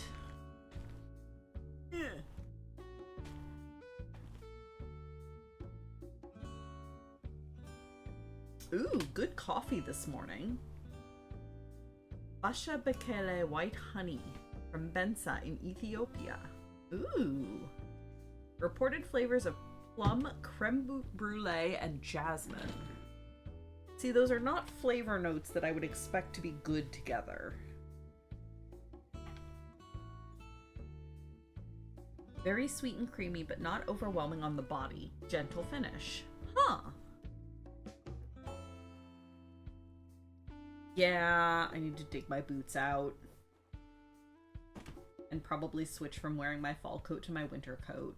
I have one coat. My winter coat is for below 0. And then from like 0 to 10, I have a different, slightly lighter coat that I wear. But I probably need to like actually start wearing my below 0 coat. Jelly of the Snow, you are welcome to it. Please come get it. The problem is, because it's only November, it's not even good snow. It's like that wet, gross snow where it's only snow in the air, and then the moment it hits the ground, it just turns into mud. Like, it's not even pretty snow. It's just wet. It's just extremely solid rain.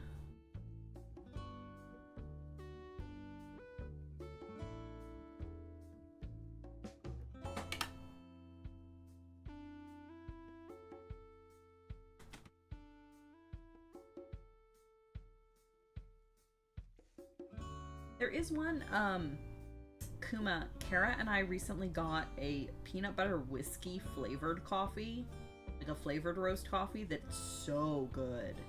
It's really, really good. That's kind of been our go-to lately. It's really nice.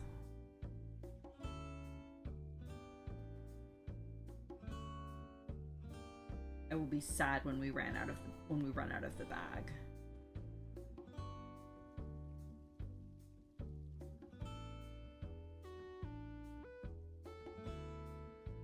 Peanut butter whiskey?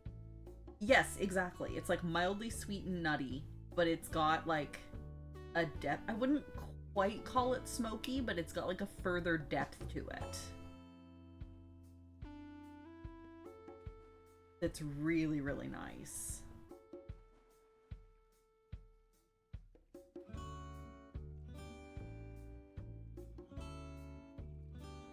But yeah, very mild. It's a little bit more of the peanut, like more of the nut taste forward than it is the sweet, which I really like.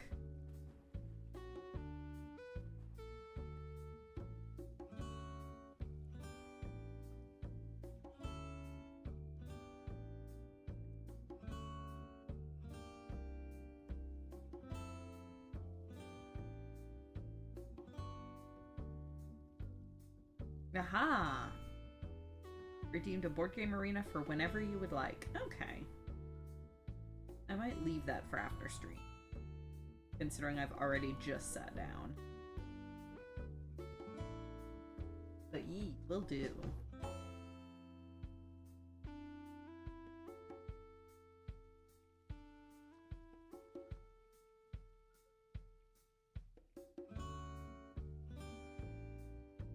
Tea place you go to does an apple cinnamon whiskey chai. Ooh. Oh, that sounds really good. Apple cinnamon whiskey chai latte. That sounds delicious.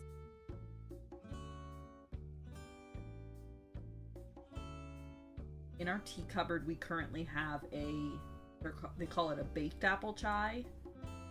That's probably similar without the whiskey notes. That's also very good. Any like apple chai is just like the best fall tea.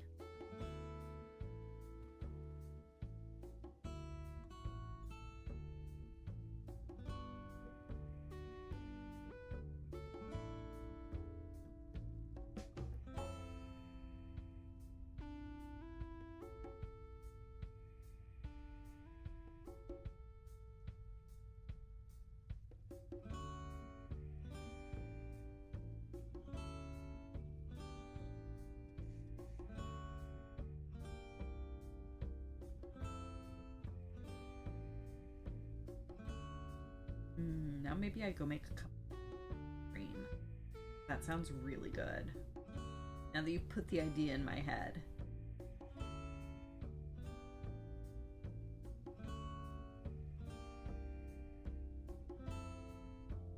Also, I checked on Sasha. She is curled up in a ball on the couch. Also, disdainful of this snow.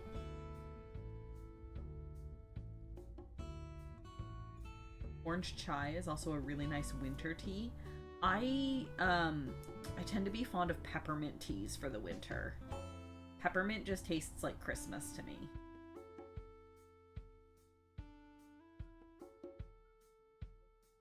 Although we have one.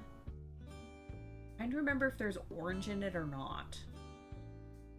But we have a chai that's, like, it is specifically a spiced winter chai, so it has, like, a lot of clove and, like, ginger in it. I'm trying to remember if there's also orange. There might be.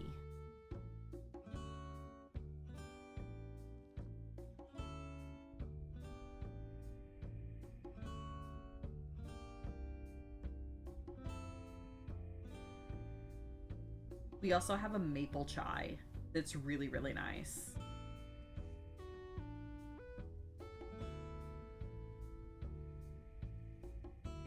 I'll do the maple chai and then just like put a pinch of cinnamon in with it so it becomes a maple cinnamon chai. Very yummy.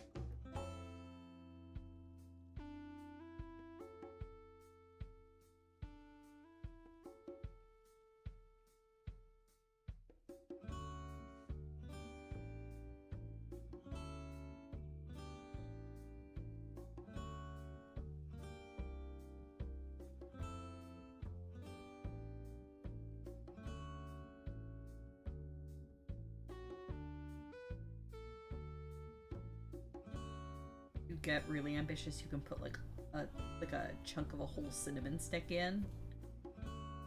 That makes it very cinnamon forward and tasty.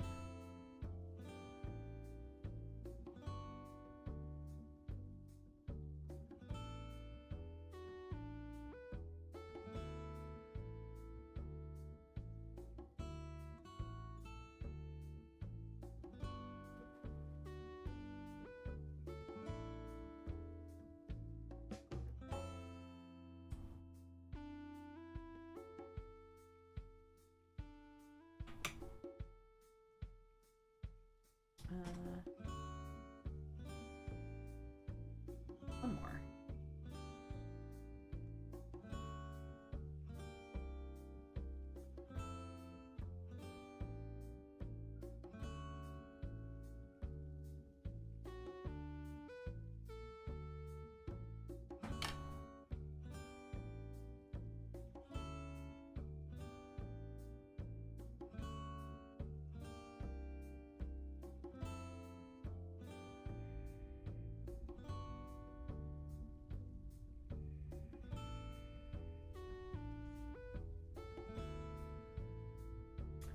Really enjoying the duplicates today, Dice.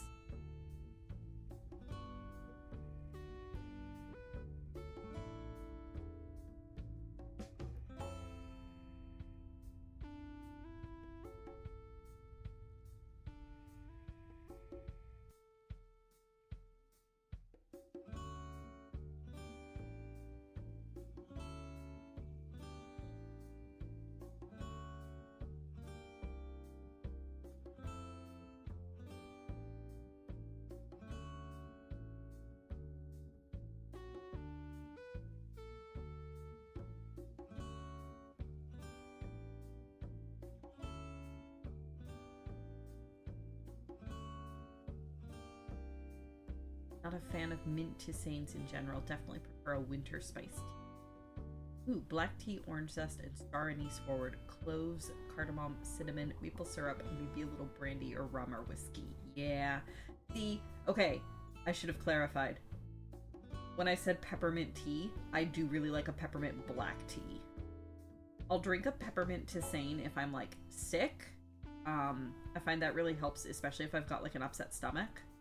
But generally for, like, winter tea, I want a peppermint black tea.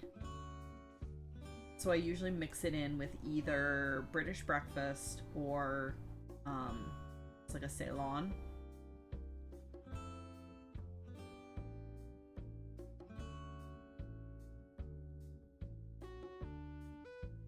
It tends to be really nice because you still get like the sharp of the peppermint, but then the body of the black tea underneath it.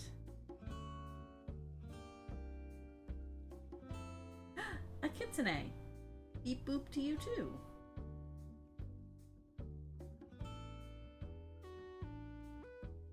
Reminder that you should eat. You haven't already because you're late. Well, later than usual. Unless you've been lurking, in which case, carry on.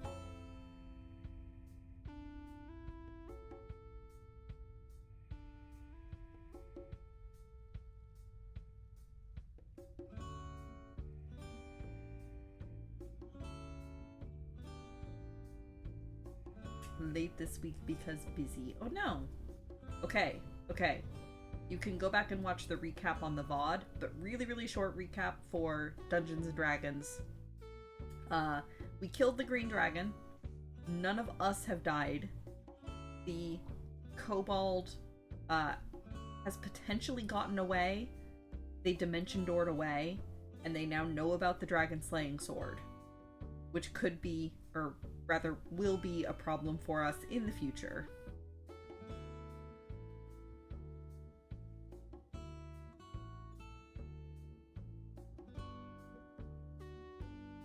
Balar slayed the dragon, specifically. The dragon got briefly polymorphed into a Tyrannosaurus Rex. Don't even worry about it. But Phalar was able to dispel the polymorph and then stab it.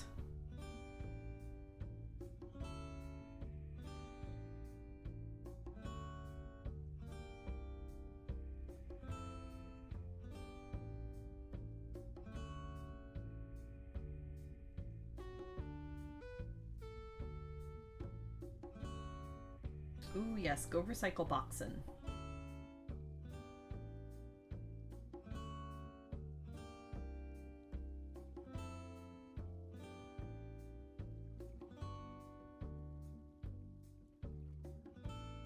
Yeah, you're not... Yeah, no kidding, kits. The rare case where you'd rather the dragon was in the form of the dragon rather than in the form of the Tyrannosaurus Rex. The biggest problem was that we had it down to we had the dragon down to single-digit HP, and then when it polymorphed, it gained 200 temporary hit points. Needless to say, we didn't really feel like DPSing down the Tyrannosaurus Rex.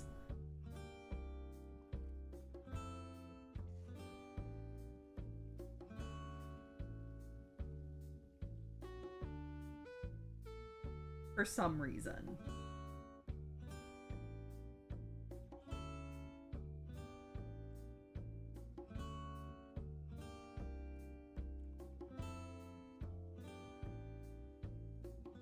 There we go. 2 sets of duplicates, which is an interesting choice on the dice's part, but, you know, we go with the dice.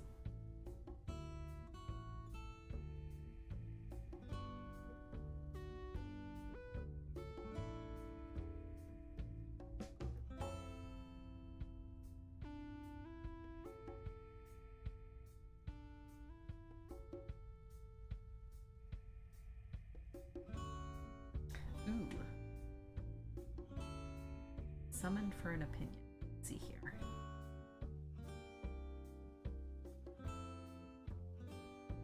Ooh. Oh, that looks so tasty, Randus. Looks so good. Okay, it needs a few more hours, so the question becomes turkey sandwich now or late lunch. It will kill me. Oh, sadness. It looks so yummy. But that's fair. I will have my own chili without peppers.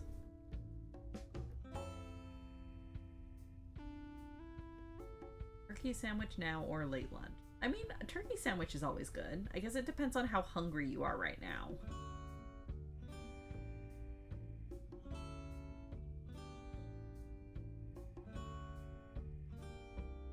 Something I just discovered. Bats often occupy churches, including the pipe organ of a church. So one sometimes needs to recover the remains of bats that died inside organ pipes. Oh no! Poor things. I mean, I guess all bats have to die somewhere.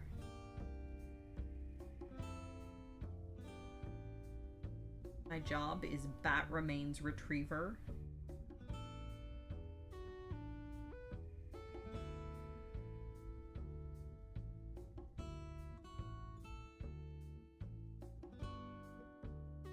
Yeah, if you're hungry now, definitely have a turkey sandwich now. But if you're not particularly hungry, then late lunch is not bad.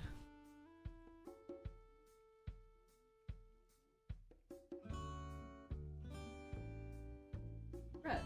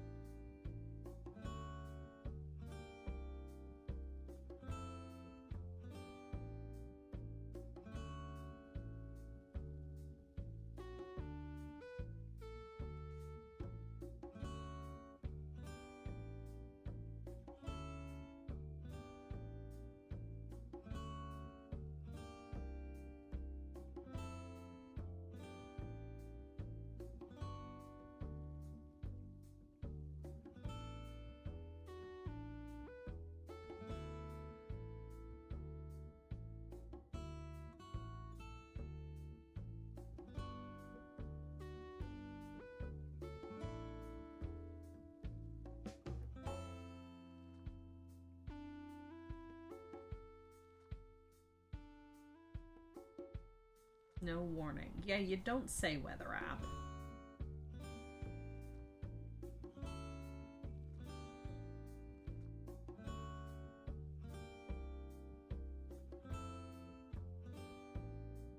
In case I hadn't looked out the window.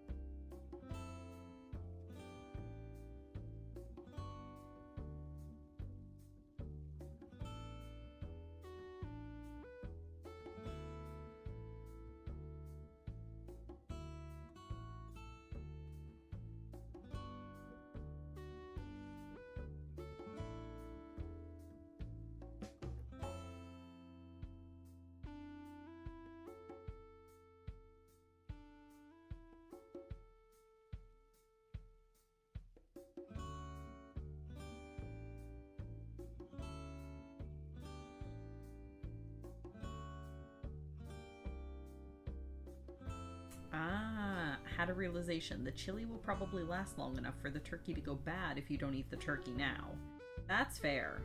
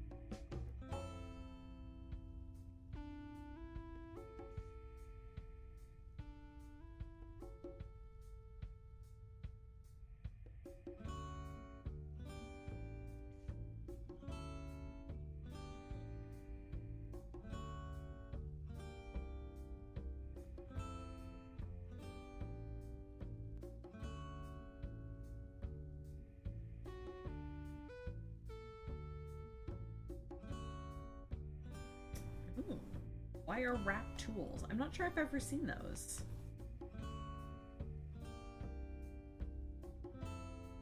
I know what those would look like.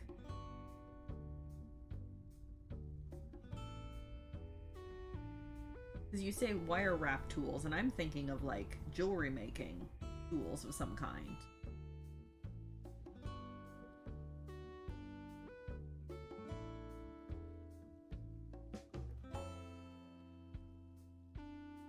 Sometimes you buy things because they are cool but impractical. Yup. Very true.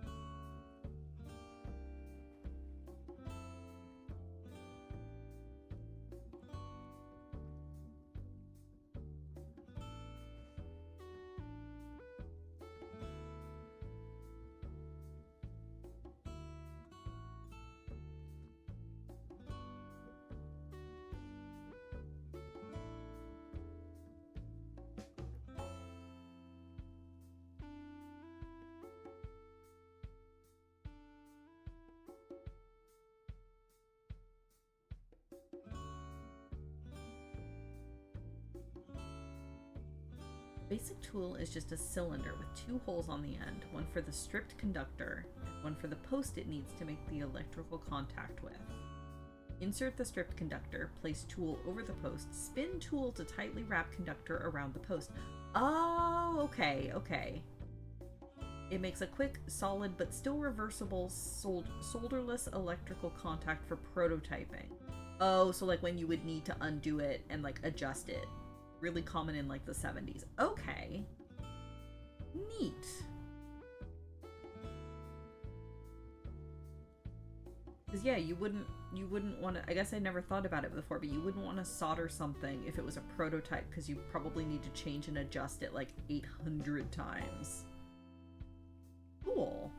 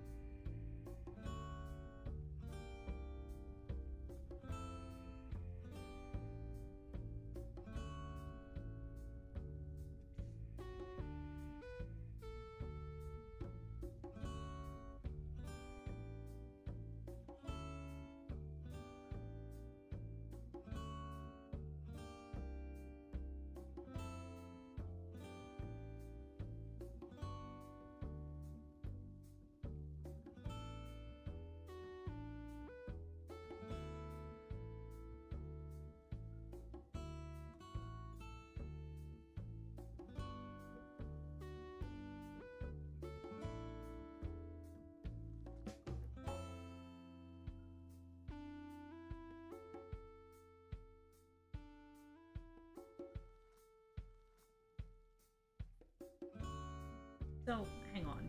From your comment that nobody would be using one of those in 2025, is it that there's other better tools available for prototyping? Or actually, my guess would be that computer modeling has just gotten so much better that people use that for prototyping instead of like physically building a prototype.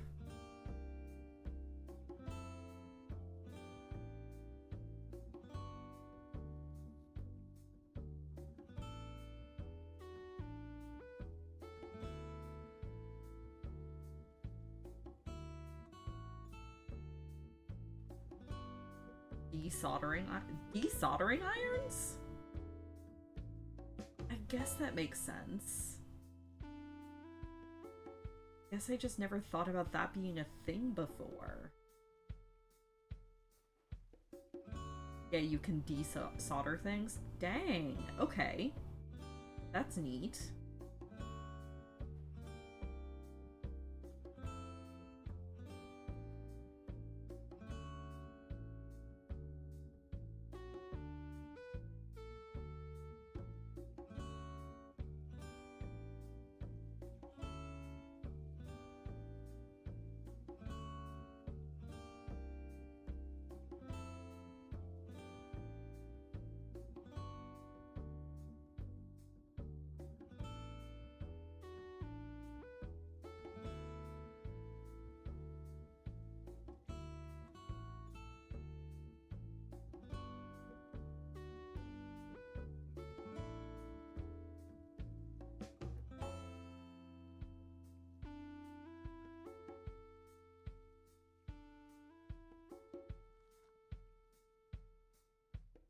Okay, so desoldering is possible, but it's a pain in the butt.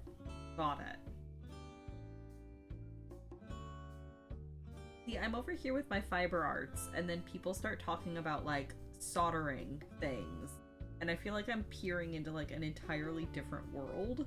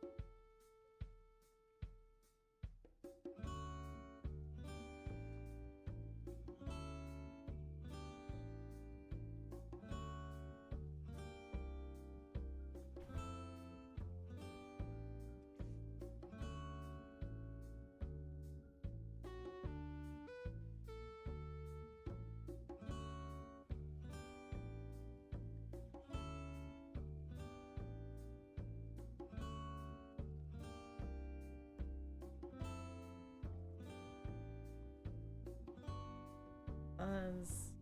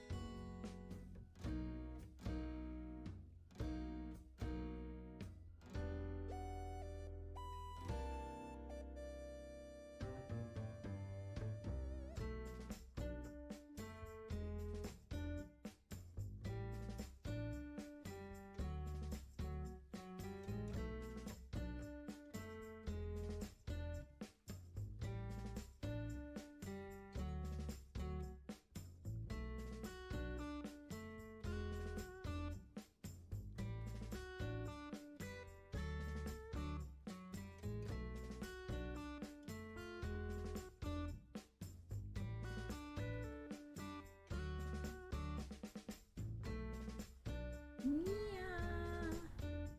Yeah, yeah, yeah.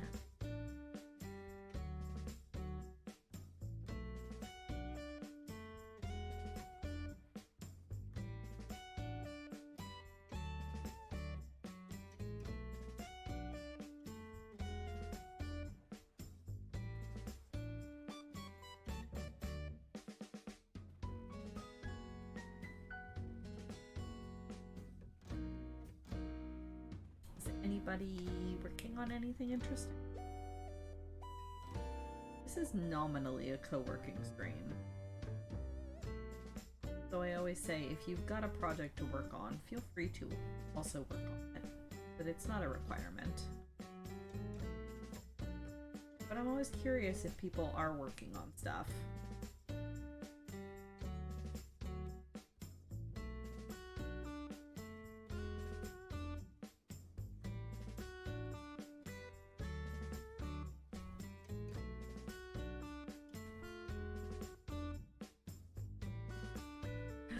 Post-brunch semi-doze. That actually sounds lovely, especially in weather like this.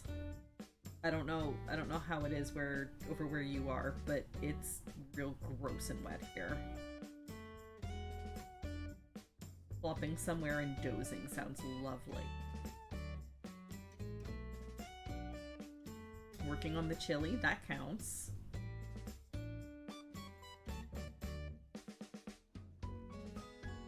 Is it a crock pot you've got it in, Randus, or is it just stovetop?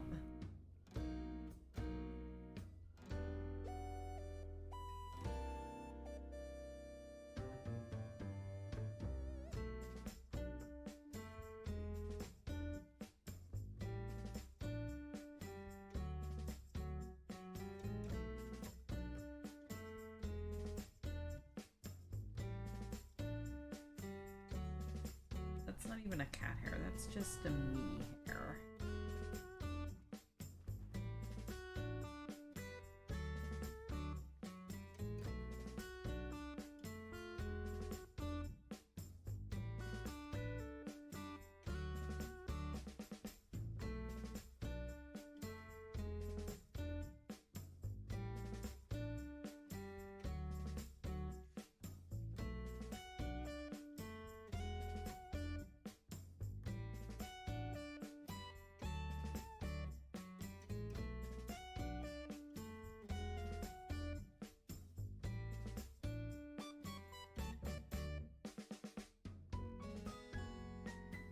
Hazy and snowy. Tiny, compact, almost hail-like snowflakes. Oh, weird. Those are always fun. Ours is... It looks like ours are like the really tiny, like, can barely see them. Just this side of raindrop snowflakes.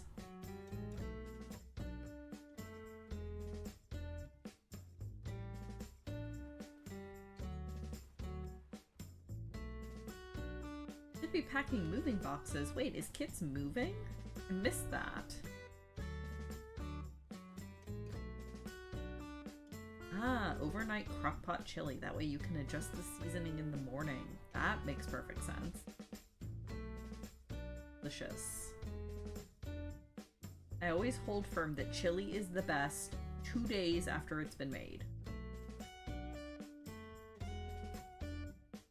Like, yeah, sure, eat it fresh, but then put it in the fridge, and 2 days later, it's perfect. It needs the extra time to, like, marinate? Ferment? Some food word.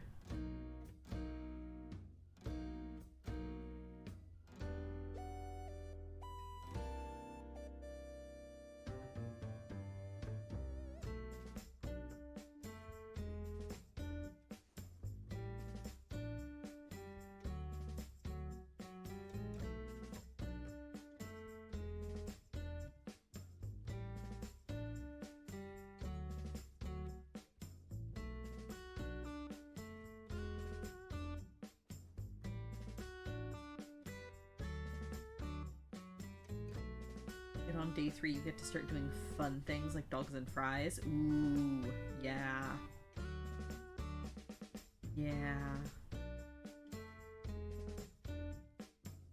Usually I just add increasing amounts of cheese and sour cream to mine.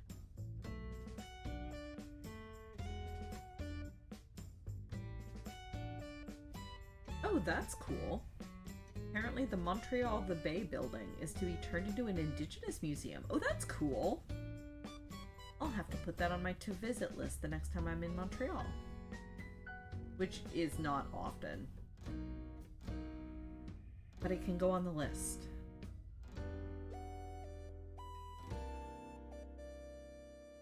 Don't forget to put you on the list too. Of course.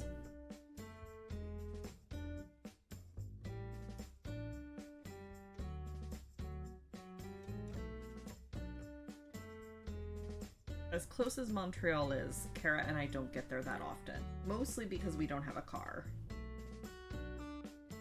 But there's been a few times where like a concert or something that we want to see has come to Montreal. So we've headed over. Same for you in Ottawa, Toronto? Yeah, totally fair.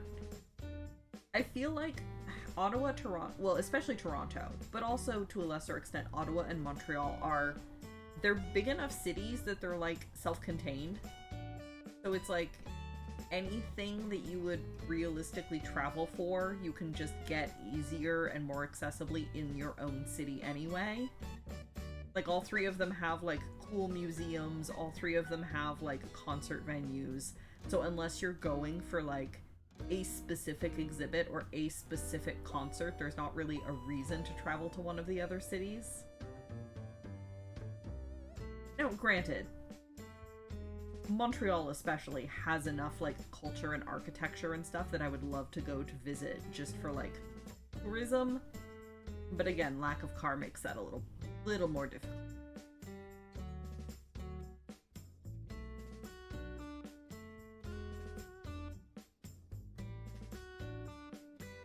Yup. Via Rail train tickets along the Windsor corridor have no right being expensive as they are. Absolutely. Hard agree. When Kara and I were looking at going down to visit my family a year or two ago, we were looking at renting a car or going via Rail, and it was basically the same expense. It was basically going to be the same amount either way. In fact, I think the train was slightly more expensive.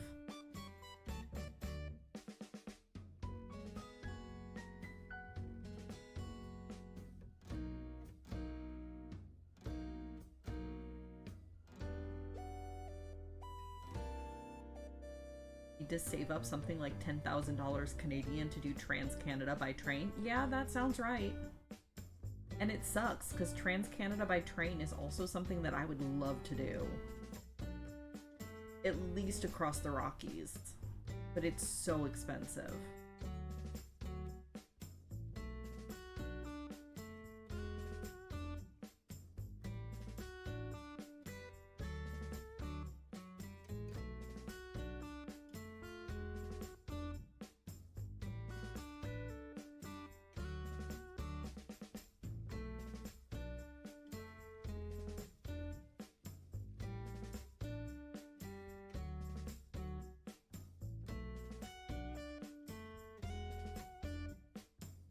Oh yeah, we were just looking at specifically from Ottawa down to Windsor, because we would get off at Windsor and then like cross the border there to go visit my family.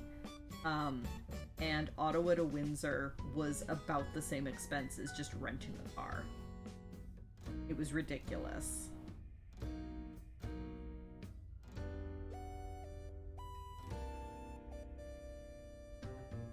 The other problem is like the three places you want to hit are the hardest ones to get to: Victoria, Halifax, and Churchill. Yeah, that's fair. At least Halifax has an airport. Like an international airport. That makes that one slightly easier. I think it's an international airport. I could be wrong.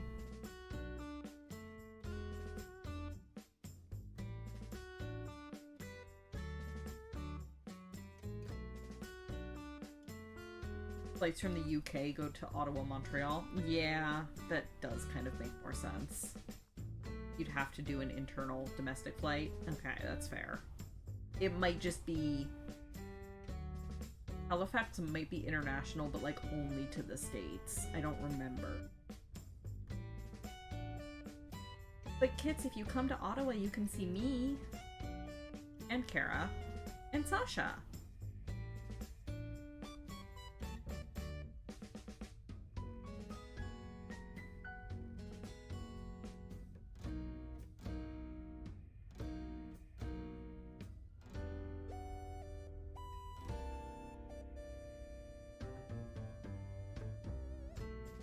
Also, we have good museums here. Just ask Kitay.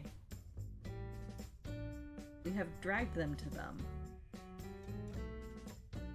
Well, to a couple of them.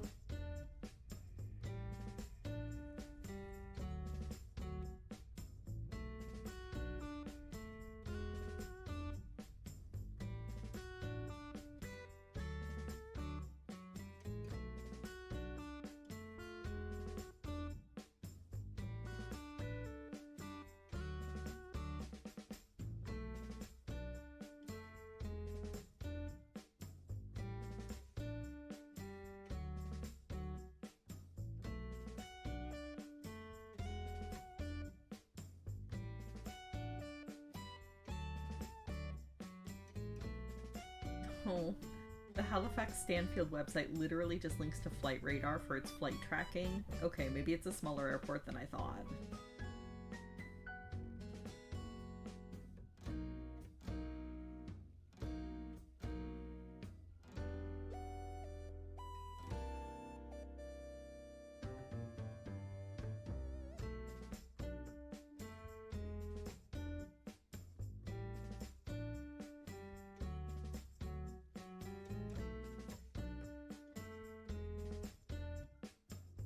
Flights to Newark, Toronto, Ottawa, Montreal, Gander, St. John's, and Deer Lake. Yeah, so technically international because Newark is in the US. But yeah, that is smaller than I remembered.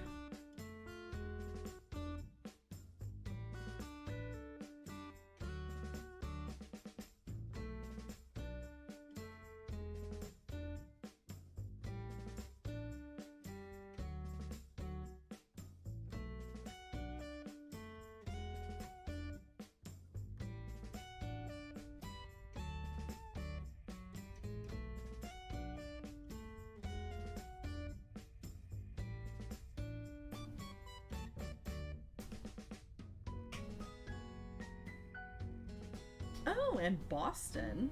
That's kind of a surprise. Wonder why Boston? And not like, say, New York or something. Maybe because Boston is also a port city?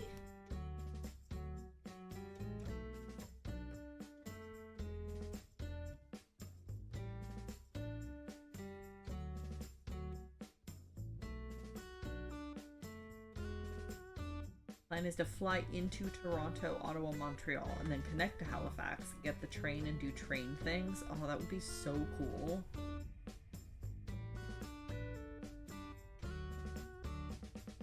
I would love to do Trans-Canada by train someday.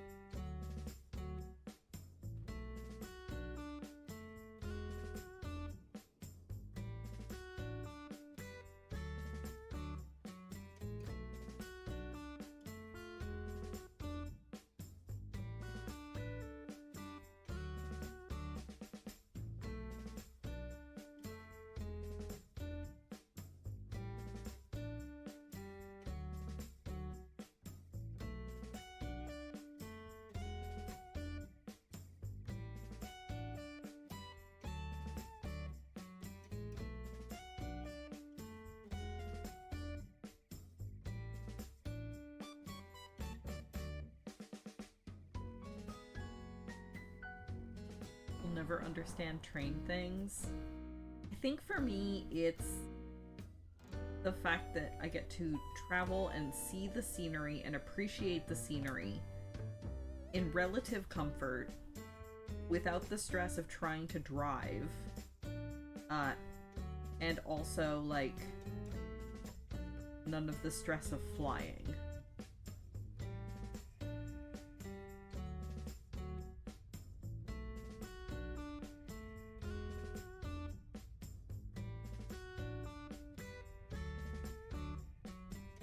Yes, it takes longer, but it's far more leisurely and relaxing, at least to my mind.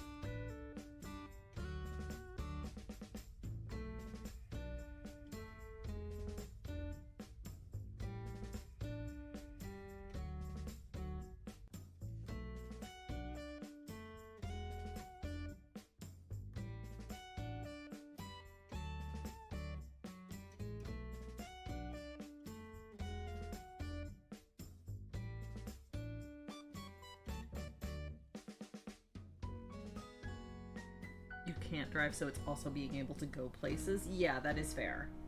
I have a license, I can drive, but we don't have a car, so...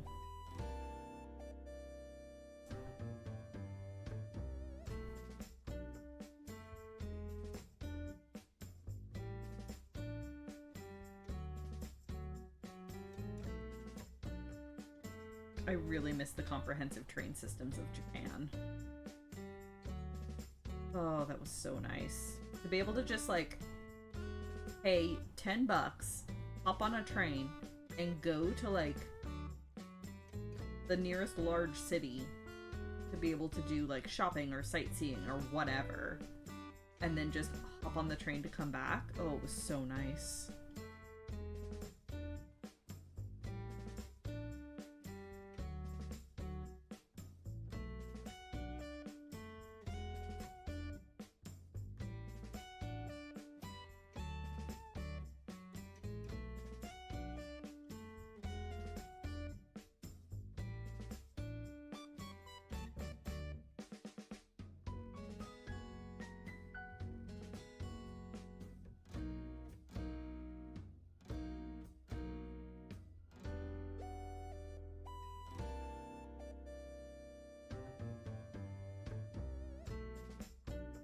I might end stream a little bit early. I'm actually starting to get hungry. I have 2 more hexagons to join in. But once I get those joined in, I might just call it instead of starting in on the next batch. That'll still be a few minutes, though.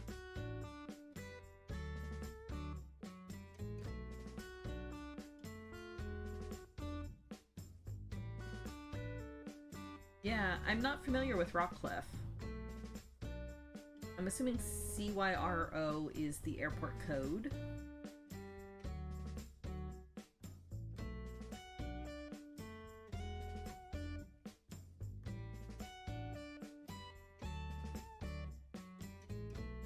Oh, it's that one. It's the tiny one. Okay, yeah.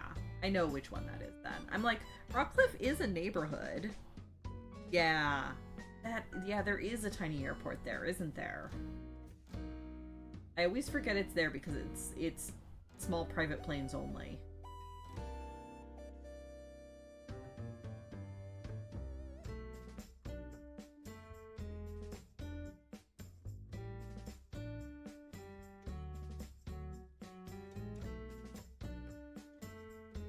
Right, yes, it's right next to the museum as well. You're right. Yeah. Yeah, no, the Ottawa River is so gorgeous. In the summer, it's such a nice place to just, like, go and hang out, take walks along the shore.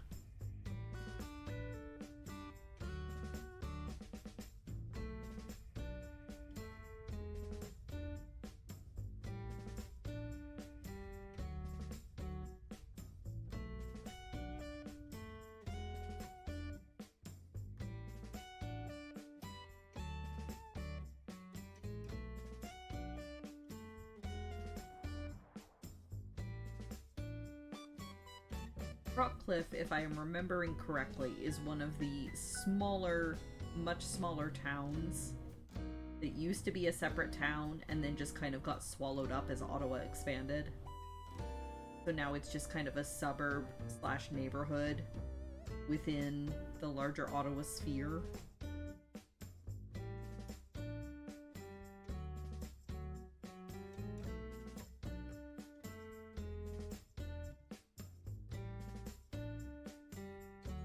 Yeah, good old urban amalgamations. Agglomerations. Same difference.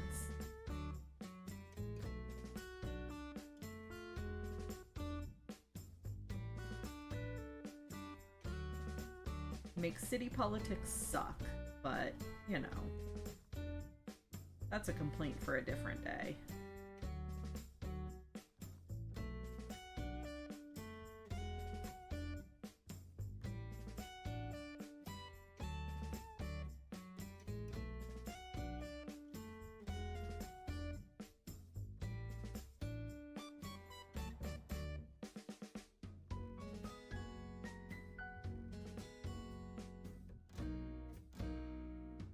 What if no politics? Oh, that's the dream, Randus.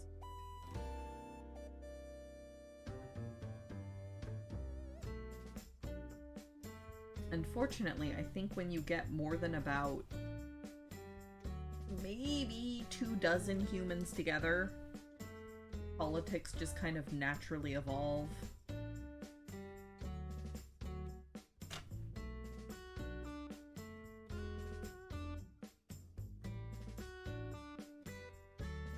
Yeah, no, the long and the short of it is, and this is true for probably every urban center that swallowed smaller towns, but it's really prominent in Ottawa, is that it's causing huge problems with our social services, particularly like homeless resources and the like, because currently they're all concentrated in downtown. And so downtown is not going downhill, but downtown is becoming less reputable because that's where all of the social services are concentrated. But anytime there's any kind of a vote to decentralize them, all of the outlying districts vote it down because they don't want it in their backyard. And so it just becomes a self-perpetuating problem. And that becomes true of any sort of initiative, whether it's green spaces or like our transit system is having a lot of problems with that too, where any effort to like decentralize or like improve the city as a whole, the little councilors will just vote it down because it doesn't directly impact their little corner of the city. And it's a pain in the butt.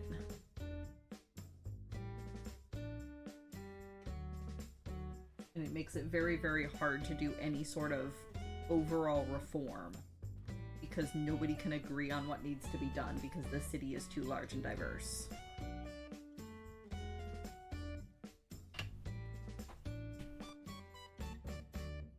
And what benefits the downtown core might not benefit the outlying areas, so the outlying areas aren't going to vote for it, and vice versa.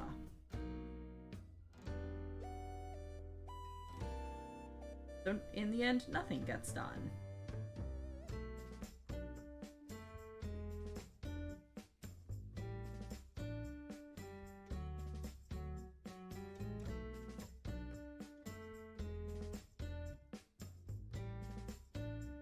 Or like if there's a redevelopment plan in one area of the city that's going to cost a lot, none of the other districts want to vote for it because they don't want to pay for it. Because it wouldn't directly benefit them, even though it would improve the city overall. It's, yeah. Kitsune's message is apt. Just, Yep, pretty much.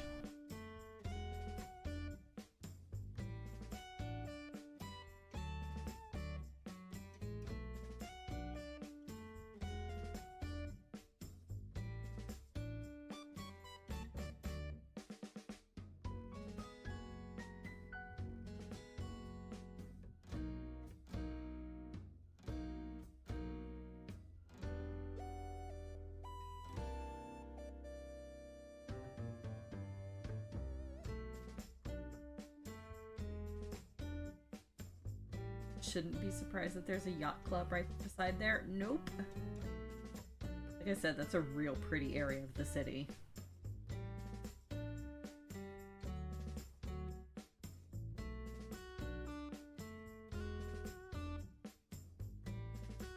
Really, really nice restaurants in that area too, actually.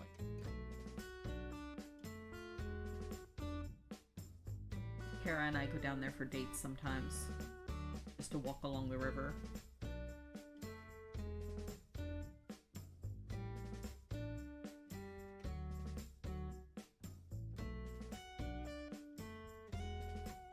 That's where we found out that cormorants are native to the Ottawa River, which neither of us knew. Because we saw a big bird, like a big water bird, and Kara was like, oh, that's a crane. And I'm like, no, that's not a crane. Like, I know what a crane looks like. That's not a crane. And she's like, well, what is it then? And I'm like, I don't know. So we searched for Ottawa water birds, and turns out it was a cormorant. I forget exactly which species. Black banded, maybe? Anyway, there's a species of cormorant that's native to Ontario. And it was cool.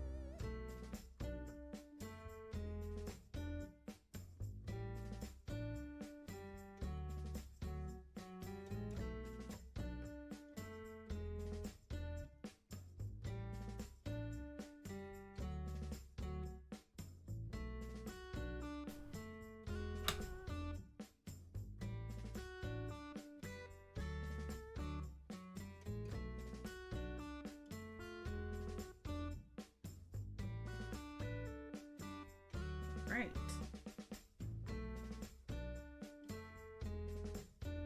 Here we go.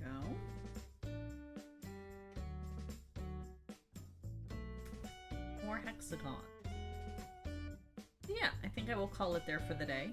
I'm actually hungry, so I'm gonna go find lunch. Everybody else should also go eat if they need to eat something. Take your meds if you need to take your meds. It's important. But yeah, no stream next Sunday on account of Desert Bus for Hope. Donations are live now if you go over to desertbus.org. All of the proceeds go to benefit Child's Play charity. They do a lot of really great work. So yeah, that's coming up starting next Friday. But like I said, donations are already open, so stop in, hang out, all that usual stuff. I am gonna try to stream on a weekday evening at some point this week before Desert Bus starts. Probably doing more Pokemon and Infinite Fusions, so keep an eye out for that. But yeah, otherwise I'll see you back in 2 weeks here. And I hope you all have a good week. Everybody stay safe, take care of yourselves, take care of each other, and I will see you all in the future. Yeah.